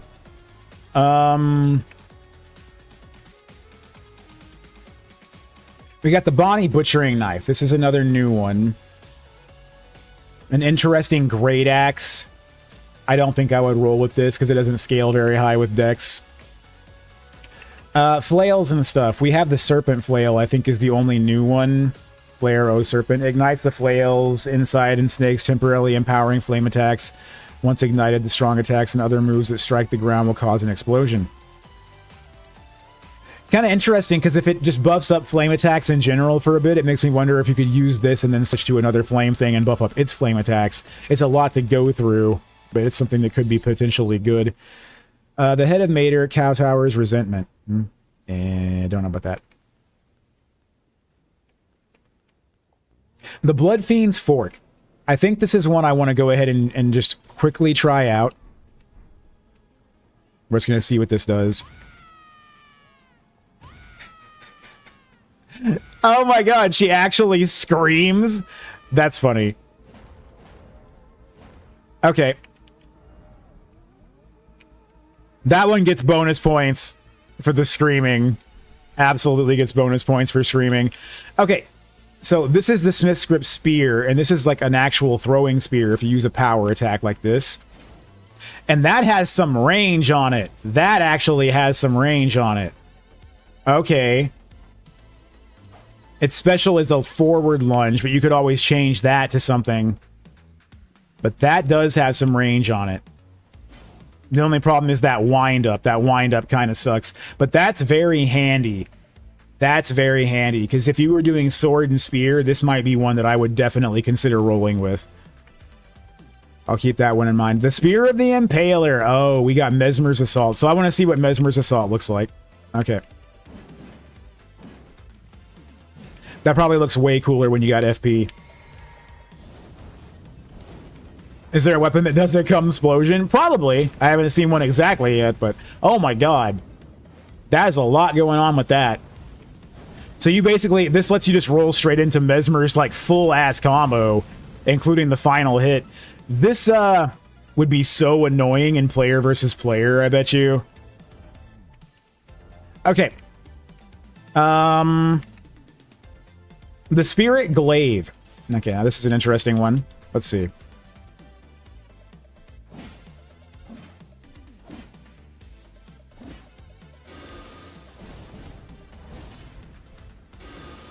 So this is actually very similar to Swords Dance, only it flings out a little tracking units on its own too. That's kind of cool.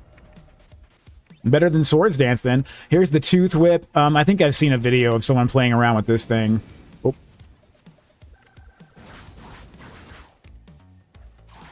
It's not a bad whip at all.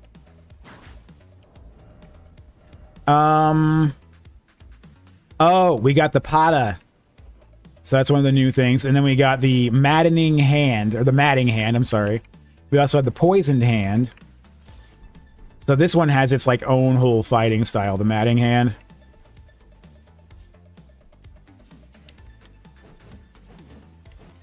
Get my mana back. And this is a madness-inducing weapon, and I bet you it builds it up very fast, too. Quick hits. You can block with it. Is that a grab? I wonder if that actually stuns things when you do it and makes them get like super madness. Matting Spear Hand Strike, huh? Makes hand into the shape of a spear before unleashing a plunging stab that penetrates the body of the enemy, afflicted foes with a large dose of madness. Okay, that's what I thought it was doing. Dane's Footwork. This one is another unique one. Okay. Yeah, all right. This turns us into martial artists.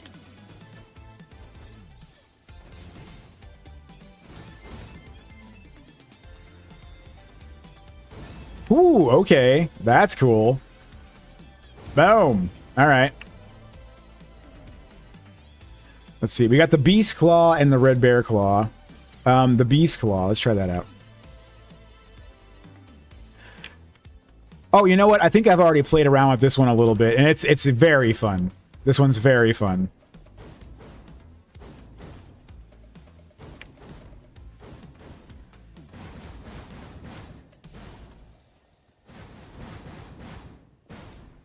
But still also very close range, which makes it difficult to use in my opinion. We got the Repeating Crossbow. This one looks fun. Just gonna fire it off real quick to try it out. This is the one that what's his name used on us. Ah, that's cool. That is cool. And it repeats whatever crossbow bolt you've got loaded into it, huh? That is dope. I actually think I love this. Oh my god.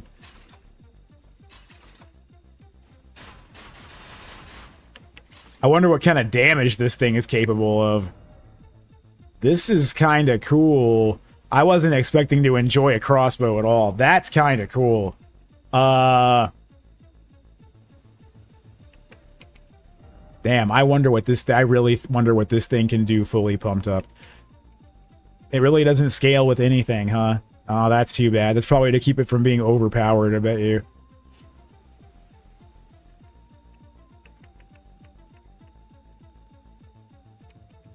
we've got an array of shields. Over here, we've got the dueling shield and the carrying thrusting shield. I don't think there's any shields with a build like this that would be super effective besides maybe the plain buckler, and I don't think I want to go with any kind of shields, honestly. We have other options for daggers, but all of these suck. We have straight swords. There's the Sword of Night and Flame. So, with the build that I'm using, this is an outstanding weapon, to be honest. The problem is that I have nothing to duo it with. It would be on its own. And if I'm using Rolana's, it's kind of redundant to use both this and this, honestly, because this does a lot of the same.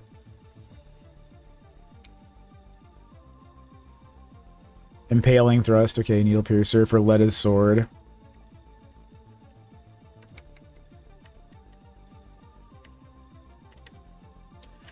Deciding what I want to use in that last slot is kind of tricky. There were a few things I enjoyed. Let's try out the Spirit Sword real quick. I don't think I actually took a look at that one yet, or the Horn Warrior Sword.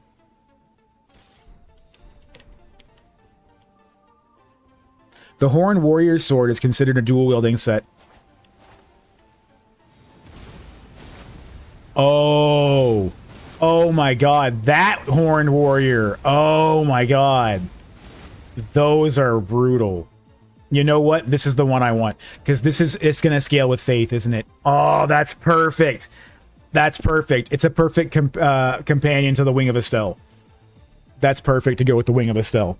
One goes with Faith and one goes with Intellect. And then, of course, I still have my Dancing Blades that are just straight up decks. But yeah, that's great. That's what I want. This is the loadout I want. Now, the question is about the Golden Order Seal. The only reason I'm holding on to this now is for the sake of my Mimic tier. I could always change this up. Because if I, let's say, for example, wanted to dual wield the Horn Warrior Sword with the Wing of Estelle instead of the Dancing Blades with the Wing of Estelle. But now we're also looking at using 3 different kinds of curved swords.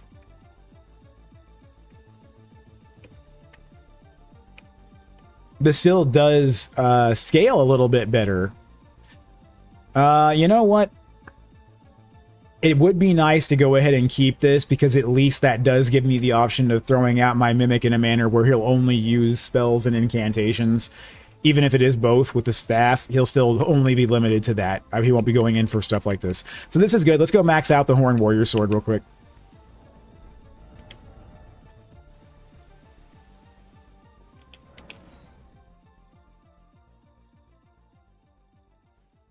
Yeah, as soon as I recognized what Horn Warrior they were talking about from the attack, I was like, oh my god, those things are insanely powerful. That is absolutely an attack that I want to roll with, especially for a faith-based attack.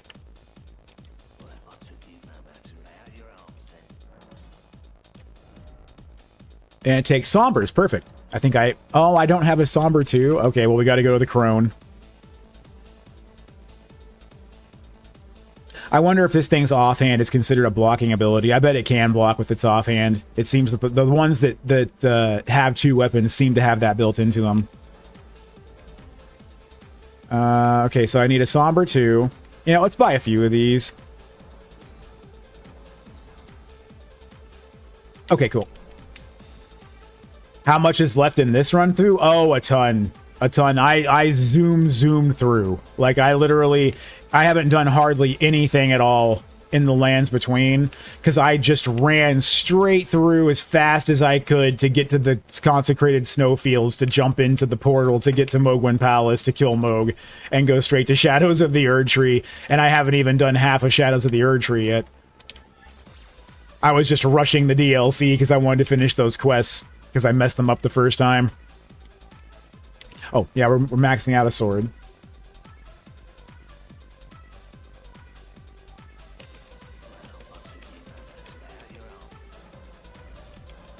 Alright, let's max this one out. Cool. So how does it scale now? 297. Considered all physical, even though it scales with faith. That is something interesting. That means that its faith-based damage is exclusive to its L2.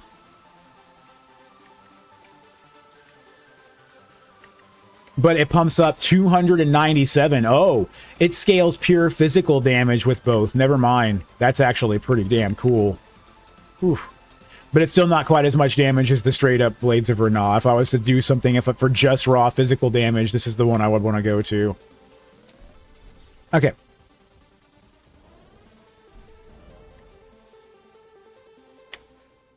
Oh, wait. Sorry, I was in the middle of Millicent's quest. So next up for Millicent, we need to go up here to the Church of the Plague. So I can go right back to the heart of Aeonia, and we're just going to run up the hill. And we can go through this little Celia town, and the puzzle is easy. Once you know the puzzle, it's not something you got to worry about. So I'm just going to run through Celia real quick. Oh, and I forgot there's a grace right here we definitely want to snag. This is the grace that I use if I am farming the Scarlet Rot set out here. This is like the easiest one to reset these guys from.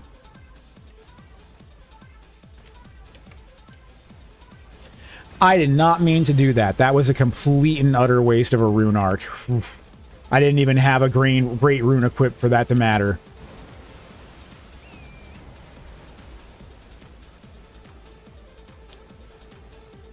Okay, don't need to worry about that. But over here, we can find the waypoint for Celia. Yeah, here we go. Yeah, this is the Celia Grace. And the fun thing about Celia, this is one of those villages where it's going to allow me to summon my Mimic tier just for fun.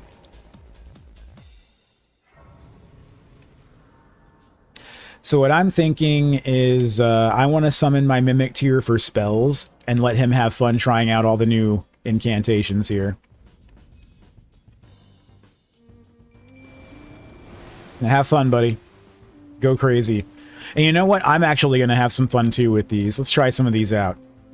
Bleeding Microcosm, huh? That's kind of cool. Okay.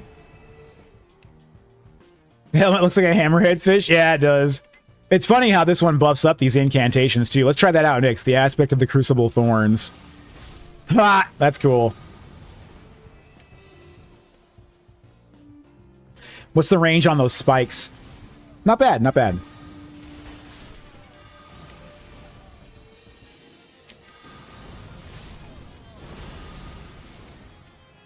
Okay, what else have I not tried? Cherishing Fingers. So it says it surrounds me. Oh. I guess I gotta be a little bit closer for that to do damage then. Let's grab this painting. Eh. Hey, buddy. Okay, Vortex of Putrescence. How about you? Woo! Oh my god. Okay.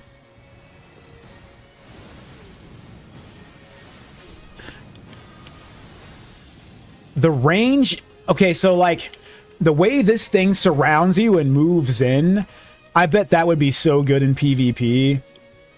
I bet this would be a really good PvP spell. Just the way it acts makes it look like players would just fall for that every time.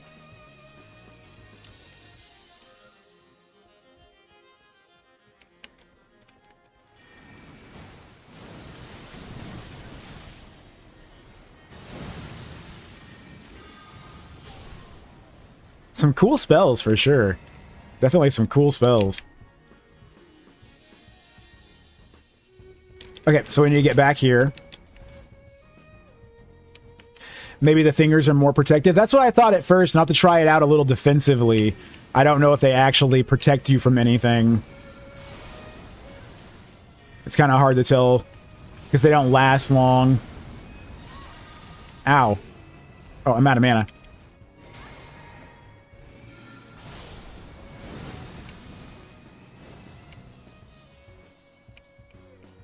Okay, let's go back to Fleeting Microcosm. I totally forgot to do the thing before I came down here. So, okay. Whenever you get here, the very first thing you're supposed to do... That's my bad. I need to go ring all the bells or whatever. Do all the things. Let's get up here. And my pet can still keep fighting stuff down there all they want to. Okay, first one's this way.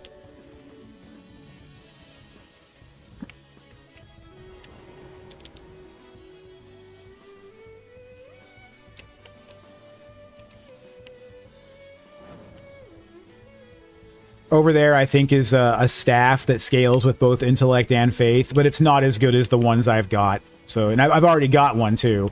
There's nothing here I need a duplicate of, for sure. There's very scarce few weapons in the game that you really need a duplicate of. One of them, of course, being the bonk hammer, which I did grab. I absolutely grabbed the extra bonk hammer so I can do double bonk build if I want to.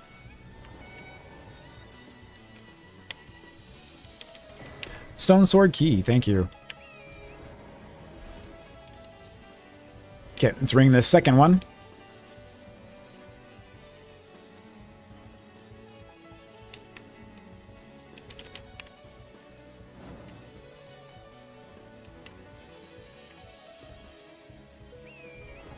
And then the last one is over this way. We also have a bug there with an Ash of War that I'm certain I got on my first playthrough, so I'm not worried about it. Okay, and we're just going to hop on over here. And the last one will run around this way. And there will be a branch. There we go. Okay.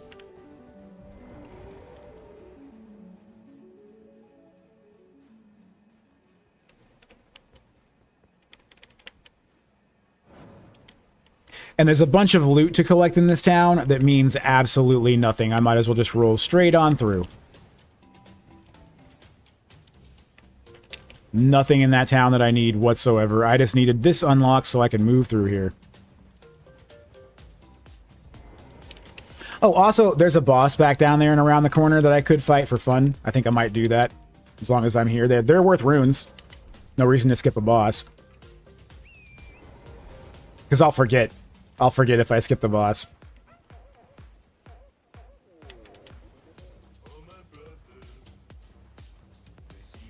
Okay, so let's switch it up and try out these. Yeah, here we go. I'm going to go ahead and use this potion before I go in. All right.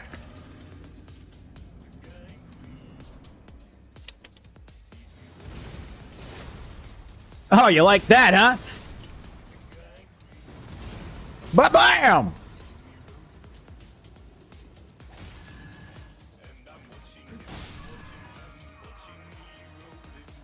Well.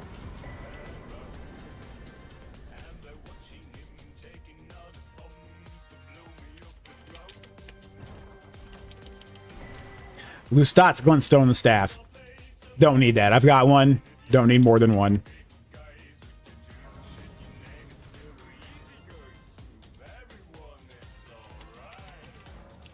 Funny to have these graces so close together, too.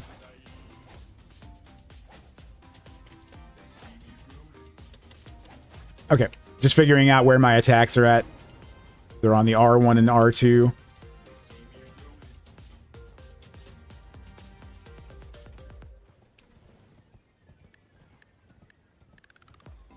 Now we can cruise right on through here. Boss never stood a chance. Yeah, not a chance in hell. I didn't even summon my Mimic for that one. That was just a straight up slaughter. These DLC weapons are absolutely insanely powerful. Yikes! Forgot about that. There's gonna be another one, but I can dodge this pretty easy too. There we go. Okay, so here's the church where we meet Millicent. And then from the church, I can jump down the hill to meet with her buddy when you go back and forth a couple of times here. Okay, so let's grab this. Here's Millicent.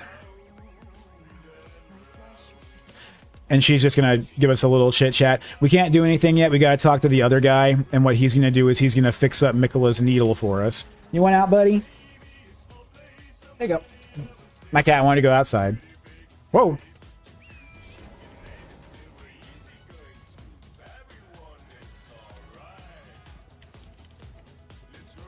Let's roll this way.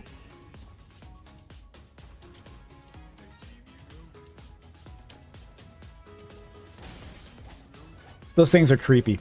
Anyway, we're just going to jump down right here. There's kind of a specific spot you want to hit. Here we go. Oh, okay, and then from there we can go to here. No, we can't! I did it wrong. Damn it.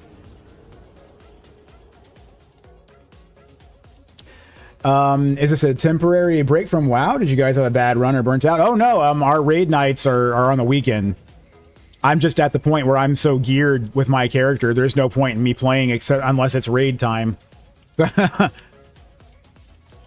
My friends are all playing multiple characters, so they're on still like every day getting gear for all their many different tunes. But I'm not. I'm literally just playing mage, and my mage is obscenely geared, and there's literally no reason for me to even be online with him unless I'm doing raid day. Oh. I'm a raid logger. There we go. That's the short story. I'm a raid logger now. Okay, so the trick to this... Whew, there we go. That works. You just don't want to jump down after you make the initial jump down. You want to let yourself kind of slide down. Okay.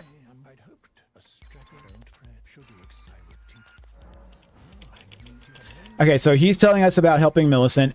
We already have the needle.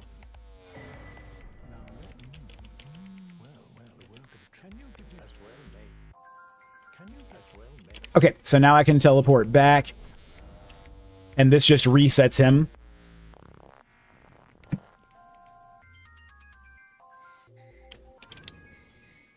Normally, I consider this one of the hardest quest chains because it ends with the hardest Erdtree avatar.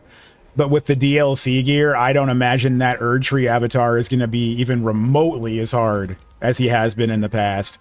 We'll see, but I'm envisioning him getting butchered.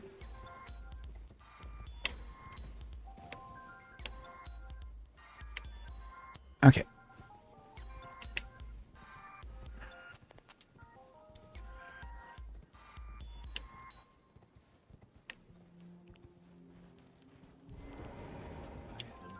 Okay, and now he gives me the needle.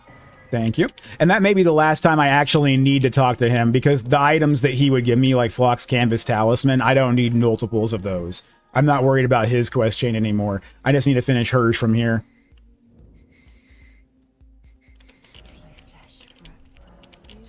Let's have this needle. Stick it in your eye.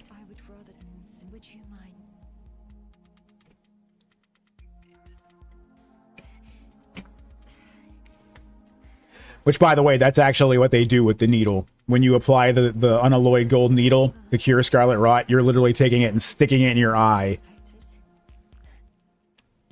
Okay, now she passes out, and I can go ahead and rest here for a second, and then she'll wake back up. Passes some time, and she's good to go. So now we talk to her. Okay, chit-chat, chat. Chitty-chitty chat-chat. All thanks to you. Thank you, Millicent. My destiny. Okay, now she'll move from here. Okay, so the next step in our trip, we're actually going to sidetrack for just a second. We're going to go to Liasker Ruins, because as long as I'm doing this, I might as well go do Latenna's quest real quick and get a free Ancient Somber Dragon Smithing Stone, as long as I've got to be up there by Castle Sol anyway. I can kill two birds with one stone right here. Get a dragon stone with two stones. Kill two dragon bird stones. I don't know. Off to work. Catch you next stream. If you do another one this week, have fun. What's weekend with your family? Oh, thank you. Thank you. Yeah. I'll probably be back Friday evening. I should be able to get back Friday evening and do... I'm sorry, Saturday evening. Saturday evening, I'll be back for our raid night for WoW.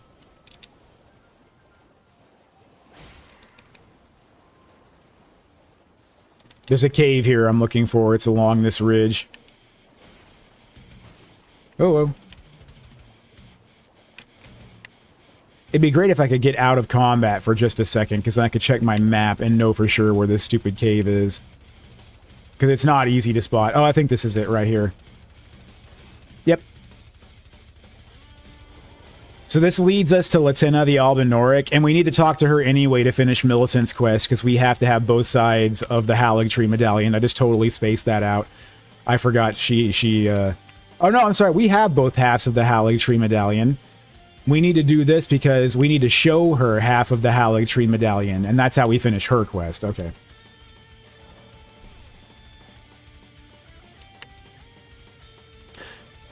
So this should be a very easy dungeon here.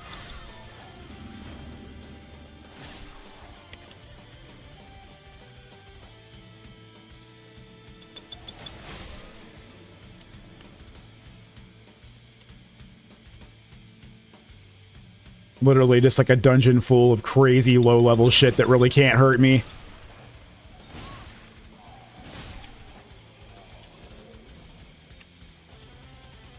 I'm sure whatever this is, I already have it, but I might as well grab it. Spear Talisman. Okay. Oh, this was the wrong way. Whoops. Really? Yeah. Okay.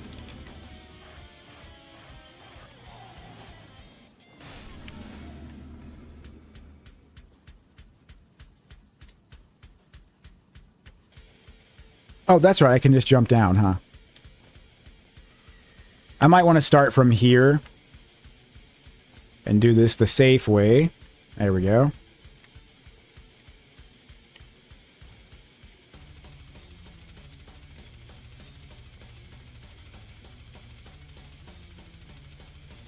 We got snails. I don't need to go that way, I'm pretty sure. I think I can keep dropping on down.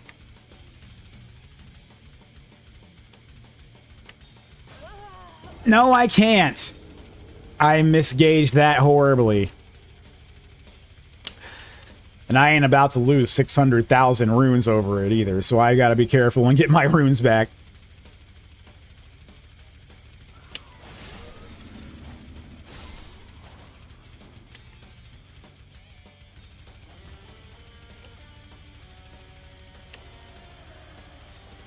Now let's start from here. Jump here.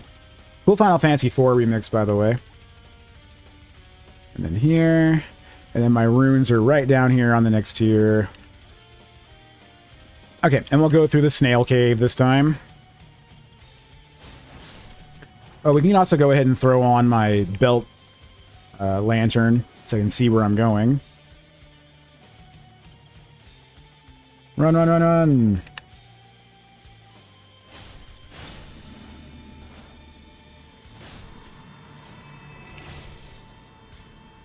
I just felt like killing some snails. Can I jump down from here? Yes, okay. Soft cotton, huh? Is this where I fight one of those weird things? I think I fight one of those weird things here. Maybe not. No, I'm thinking of a different spot. Different cave. Yeah, I just fight this guy here.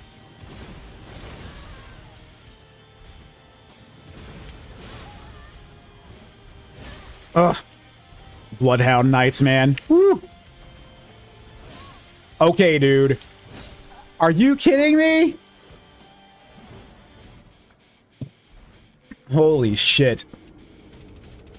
Can tell I haven't fought one of these guys in a minute.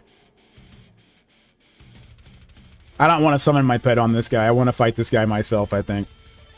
But I may not want to do it with these swords. Whoa.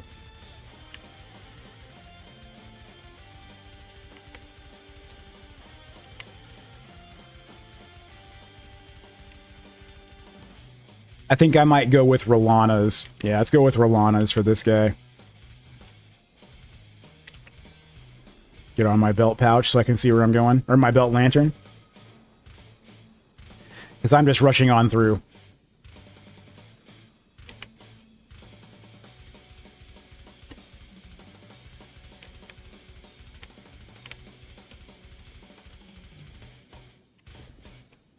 Also, make sure I get my runes back again.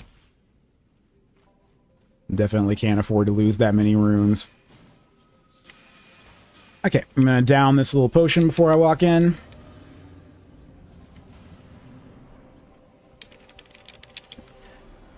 Alright, let's try that again.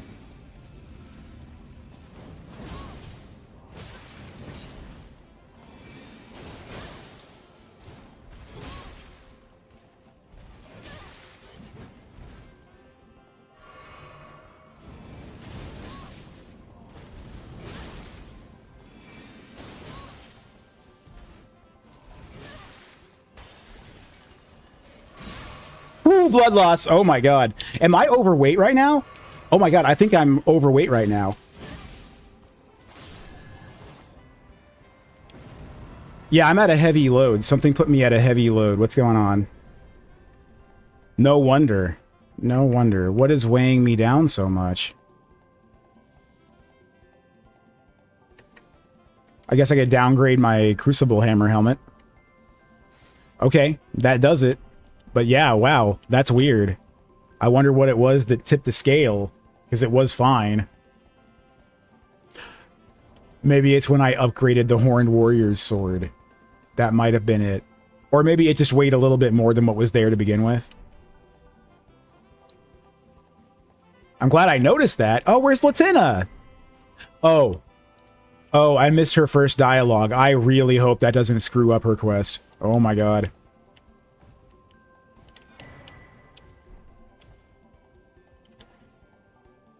I don't want to miss out on an ancient dragon somber smithing stone because I screwed up her quest. That would be sad. Okay, let's go to Erdtree Gazing Hill. This is the next spot where we're going to run into Millicent. So we need a chit-chat with Millicent here real quick.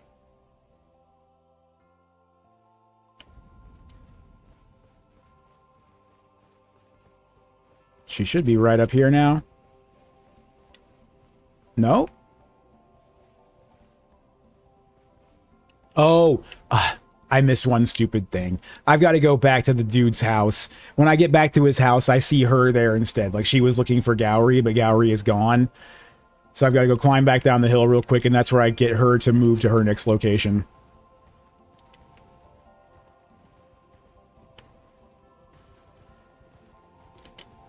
So I do believe that on my first playthrough, the option I chose was to betray Millicent, and that's how I got the prosthesis that I've got now.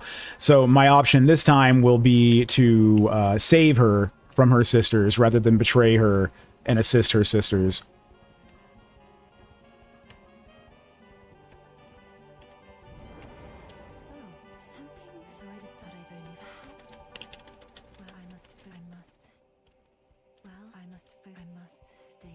Okay, now she'll move to the Erdtree Gazing Hill. So we can go straight up to Altus Plateau. And we have a quick dialogue with her here where she tells us that basically she'll help us fight. And then we have a boss fight where we can summon her to help. There she is.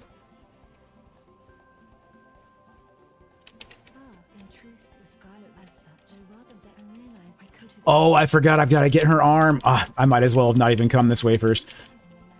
This is very quick. I do know where her arm is, fortunately. All we do is we run this way.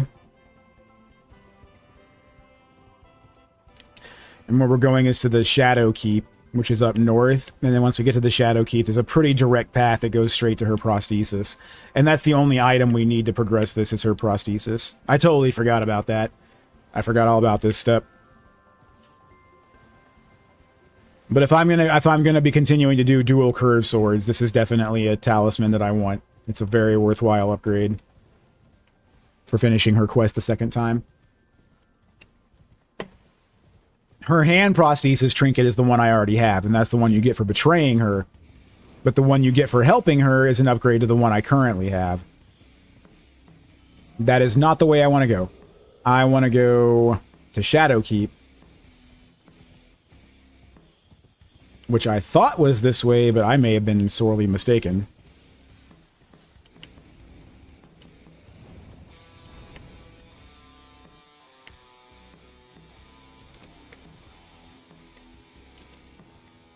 Okay, I think I can get there from this direction. Yeah, okay. We're still good. We're still good. Cool.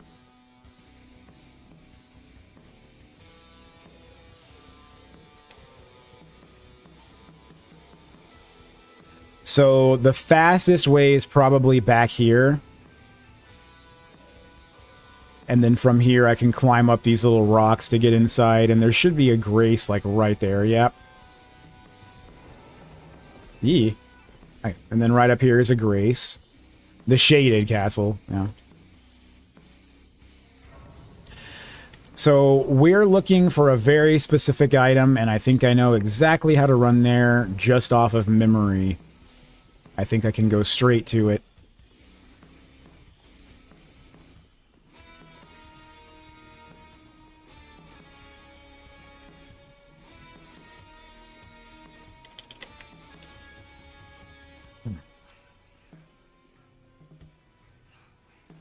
Definitely been through here quite a few times. There's a lot to explore and find here, that's for sure.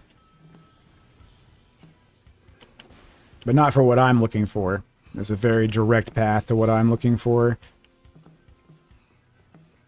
Don't think it's this way. I think it's reverse. Yeah, reverse. Okay.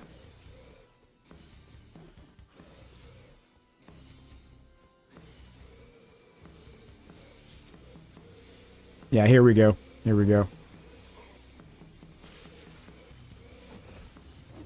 And then there will be a Scarlet Knight.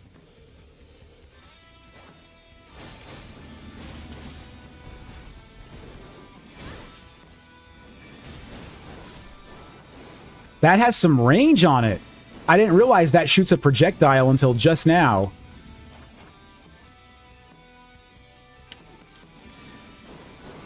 Oh, wow. Okay, that's much better than I even thought it was originally. Holy shit. It's just like the Sword of Night and Flame. Okay, anyway, here's Millicent's prosthetic, or Valkyrie's prosthesis.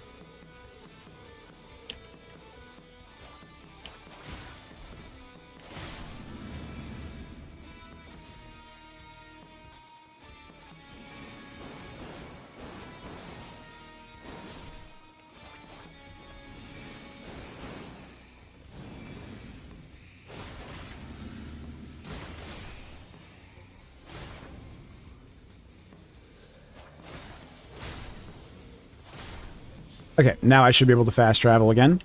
So let's go right back to Millicent. We're going to give her her prosthesis.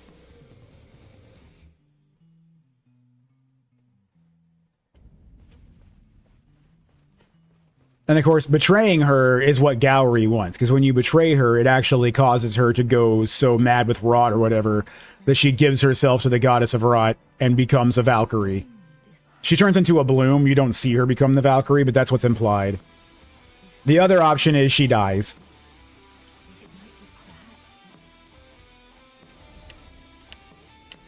Okay, so now we need to get to the Windmill Village. The fastest way will be to start here from the highway junction.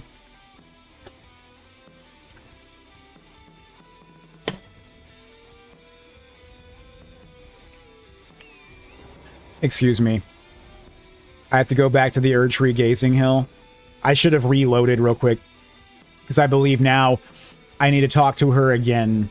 And she says, oh, this feels just like my own arm, or whatever, and you may call upon me in battle. I think. Oh, I guess not. I guess we're already good to go. Okay, so we can start from here. Okay. Just wanted to make sure. Don't want to waste all that time getting up there and find out I'm wrong.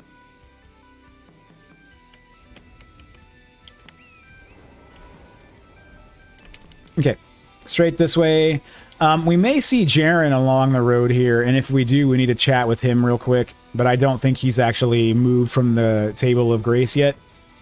I'm pretty sure I've got to talk to him again. Yeah, I need to talk to Jaren again to get him to move down here. But we can always do that later. That's for the actual ending we want to get this time, which is Gold Mask's ending.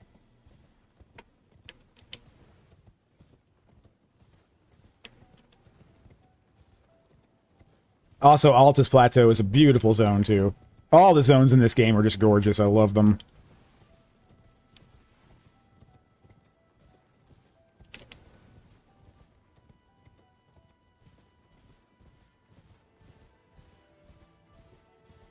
Okay, here's another merchant. We want to go ahead and buy all his stuff. Give me your stone sword keys. I'll take your gravel stones, too. Sure, your festering fingers. Why not? So we can grab a grace here, and then we can teleport across the bridge.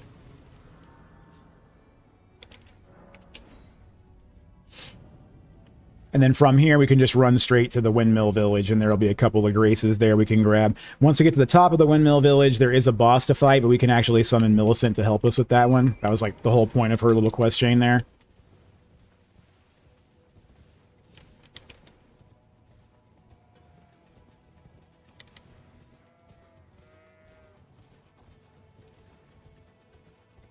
I'm hoping to be able to finish this quest chain at least before I have to go to work today. I'm not very far from the end of it, and I already have most of what I need to get done.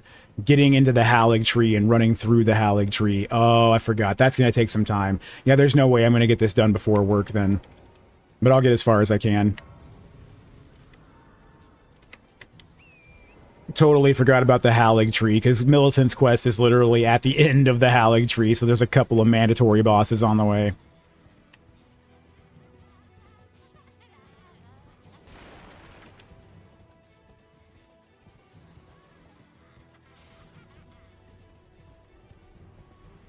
Okay, so I should be able to summon Millicent here.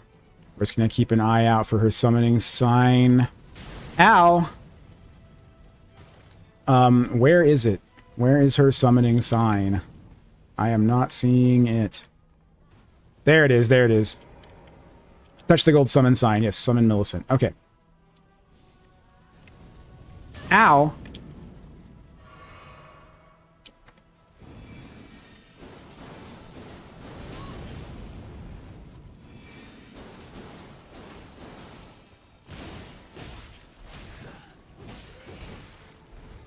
Woo, get out of here.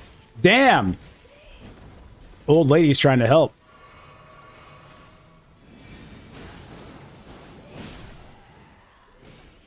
Millicent's not having a good time. Get some mana back.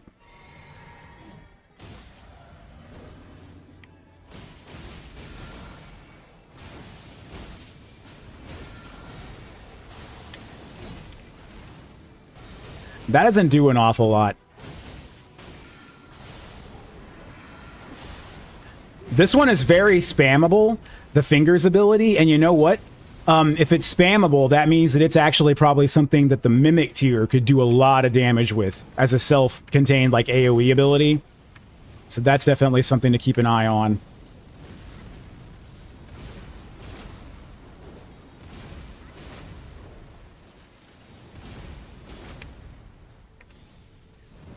Get out of here with that.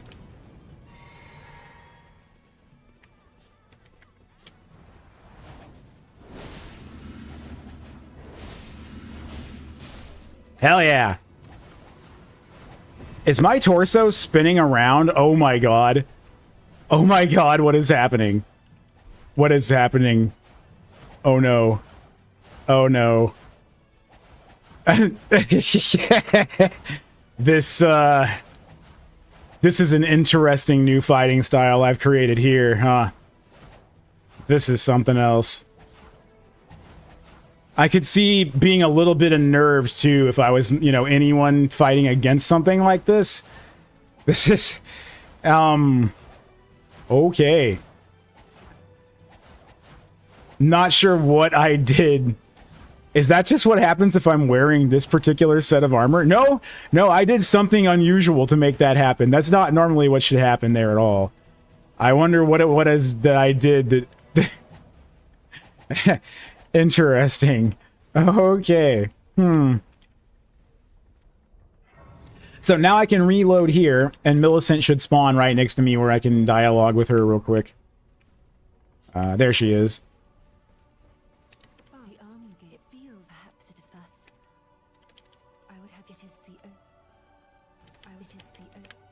Okay, so now she will move up to here, I believe, the Consecrated Snowfield.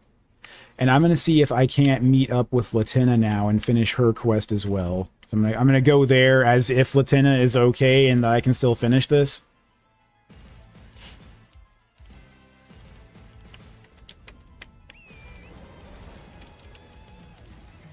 And then Millicent, I've got to get to the Halig tree. So either way, I need to head this general direction.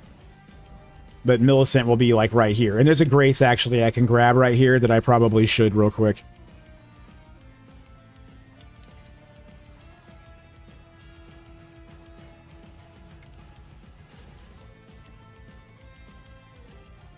But yeah, now that I'm seeing how fast that Fingers ability attacks and the kind of damage it does, I'm actually thinking that might be an excellent primary for the Mimic tier in particular. I think that if I'm going to reduce it to anything, I would want just that one ability now, because he can do so much with it. And maybe Night Comet for myself. Wrong way. Don't want to deal with that yet. We want the grace first. In case we die on the way. There's a grace right here we can snag. To make the run back a little bit more convenient in case we do die. Ordina, the liturgical town. Ow. Here's the grace. Okay.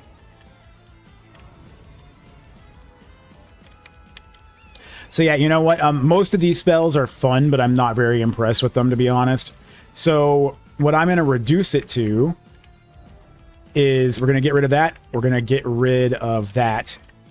And I think all of these are solid. These are all solid options that I don't mind my Mimic tier casting anything off this list. These are all really good. These are all really good, I think. The gigantic ghost flame explosion is another one that I might want to go ahead and mix into this, that I think would work just fine with this build. Right here, explosive ghost flame. I have a feeling that that's another one that would work well here. So the way I'm trying to get my Mimic tier to behave, in particular, is what I'm looking at here. This is going to make him very potent. Or her, excuse me. It's going to make her very potent as a companion. If she's just casting spells and incantations, they're going to be pretty brutal. They're all going to be effective spells and incantations, too. That's what I like about it. It's going to be stuff that turns my Mimic tier into a hefty damage dealer. The only problem is I have given them a lot of options aside from just healing. So I've got to watch out for that to make sure it doesn't stop healing itself, or decides not to heal itself when it should. It usually will prioritize healing when it needs to.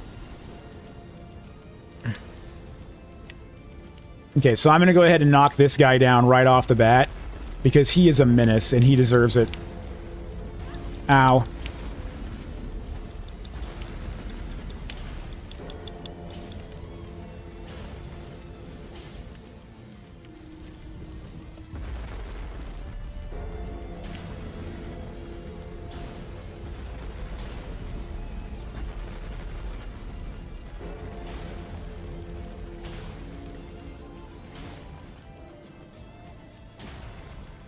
Did I get him? Not yet. Ouch! Sorry, Torrent. Oh, come on. Come on.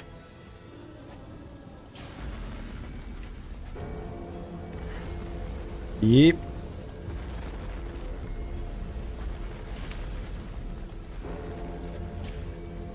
Missed that one. There it is. Oh, get out of here.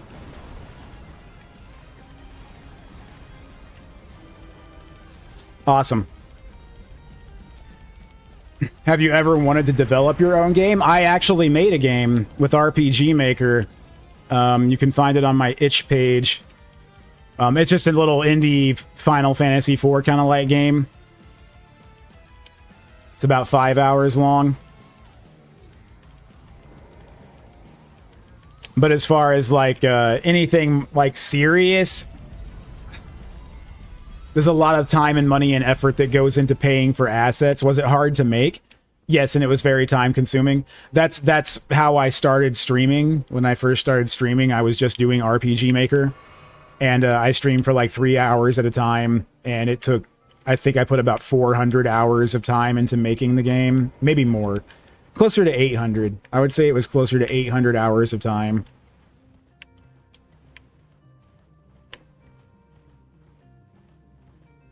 $400 is just what I logged on RPG Maker, but that doesn't count everything I did outside of RPG Maker. How hard was the learning curve? Not terrible. There's a lot of really good resources online for learning how to make your own game. And then I went ahead and took a class and learned how to use Unity Engine a little bit too. But then Unity had a huge blowing out, and they suck. So apparently, I guess I just screwed this one up. So I guess if you don't talk to Latenna fast enough, you actually ruin this quest chain. That's unfortunate. Unless there's one more thing I could check. If we come down here to the... not the Zamora ruins, but the ancient Snow Valley ruins. There's a possibility that as I'm running through here, maybe I hear Latenna's voice. and that's required. We'll see. Right here, I believe, is normally where you would start to hear her voice, like right as you're running around this bend. Well, I'm not hearing it, so I'm thinking that, yeah, we just... Unfortunately, you have to have started her quest before she dies, otherwise you can't complete it. That's too bad, because that means I missed out on a Somber Ancient Dragon Smithing Stone, which is like the best loot in the game. That's very unfortunate. Okay, so the next step would be to go back to Ordina, and somebody sucked me into fucking combat. Come on, man. These are the assholes.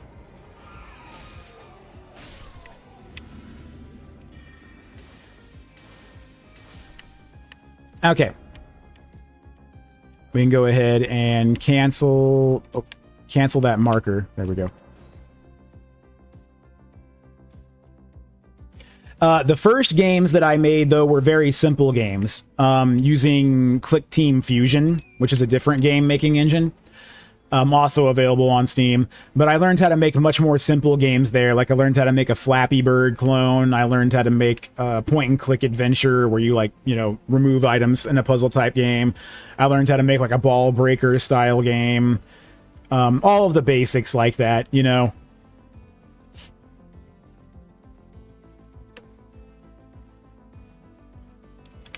Oh, no, you know what? I don't need to get that Black Knife Assassin gear. Don't need multiple sets of that. Okay, so here is where we go into a jail.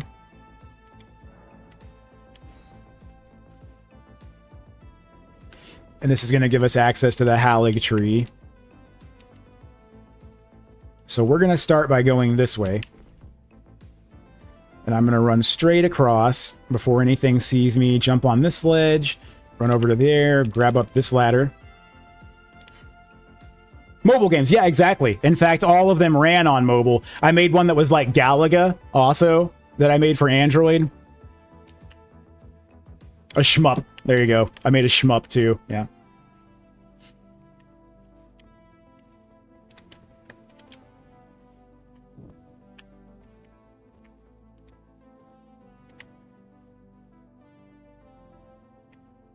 So next, I think I want to get the one that's way across there. It is the hardest, but since I'm up here anyway, I might as well go for it. Just gotta watch out for these Albinorics. Might be able to get them with Night Comet once I get close enough. Ooh, careful. Ouch! Damn! Oh, it sucks to... Oh, never mind, never mind. I was going to say it sucks to lose my runes right there, but you actually, if you lose your runes, they reappear outside the jail here. So all you gotta do is run back around and you can grab them before you even attempt that again.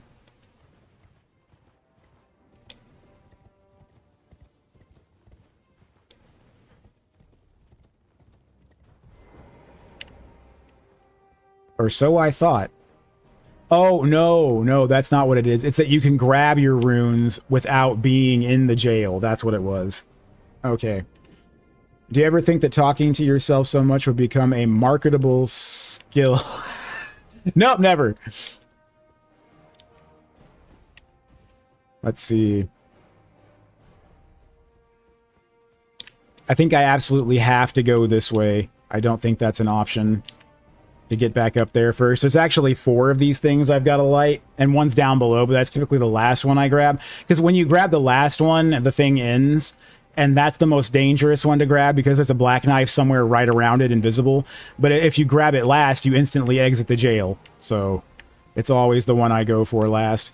So I should be able to grab my runes without being harassed much, but once we get to here, I've got to kind of rethink a little bit. The best way to go about this... They fire too fast for anything to hit them. I'm going to have to run and dodge. There's no other way about it.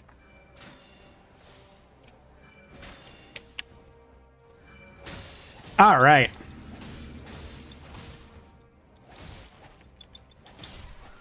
So these are some of the only NPCs in the game that actually drop this set of gear that they're wearing here. There's only one other way to get this set of gear, and that's to murder Latenna. If you murder Latenna the first time you meet her, you get the full set.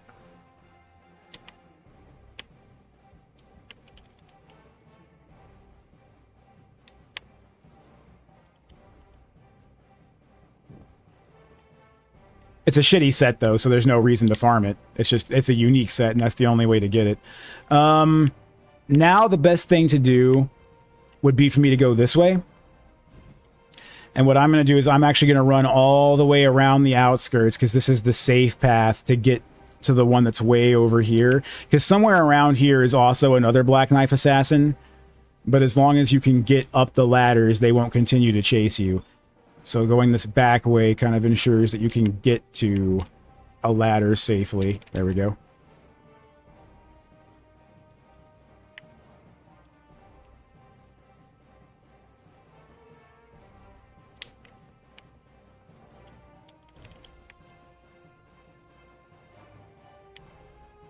Okay, and there's the third little statue of Mikola. This whole Halig tree thing is just, it seems so much more demented to me now than it used to, now that I know how fucked up Mikola really was. Okay. Oh, jeez. So I don't want to mess with her at all, honestly, but I think I'm going to have to if I don't want to mess with the Black Knife Assassin down there.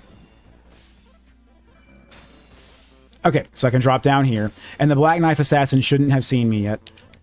So what we're going to do is we're going to blitz straight through here, and we're just going to tap that statue real quick.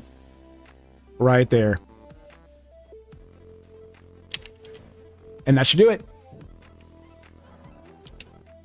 The seal was broken. Okay, so now any moment it should go ahead and boot us out. There we go. Cool.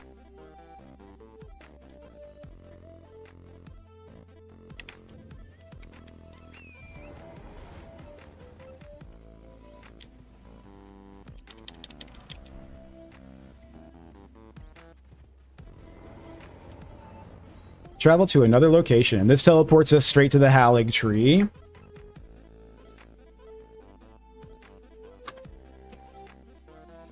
And what I'm going to do is I'm going to grab the Halig tree Site of Grace, and then we're going to go ahead and call it for today, because I do unfortunately have to go ahead and get ready for work. Unfortunate. But I will be gone this weekend for the 4th. So tomorrow, and then Friday I'll be gone.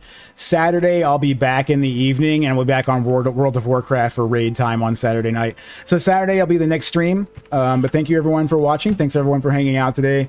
And thank you for watching me, blast through some more bosses and try out some new gear. Some of this new stuff from the DLC is just really, really fun. But that'll do it for today. So everyone have a great night, and have a great rest of your week, and I will see you guys on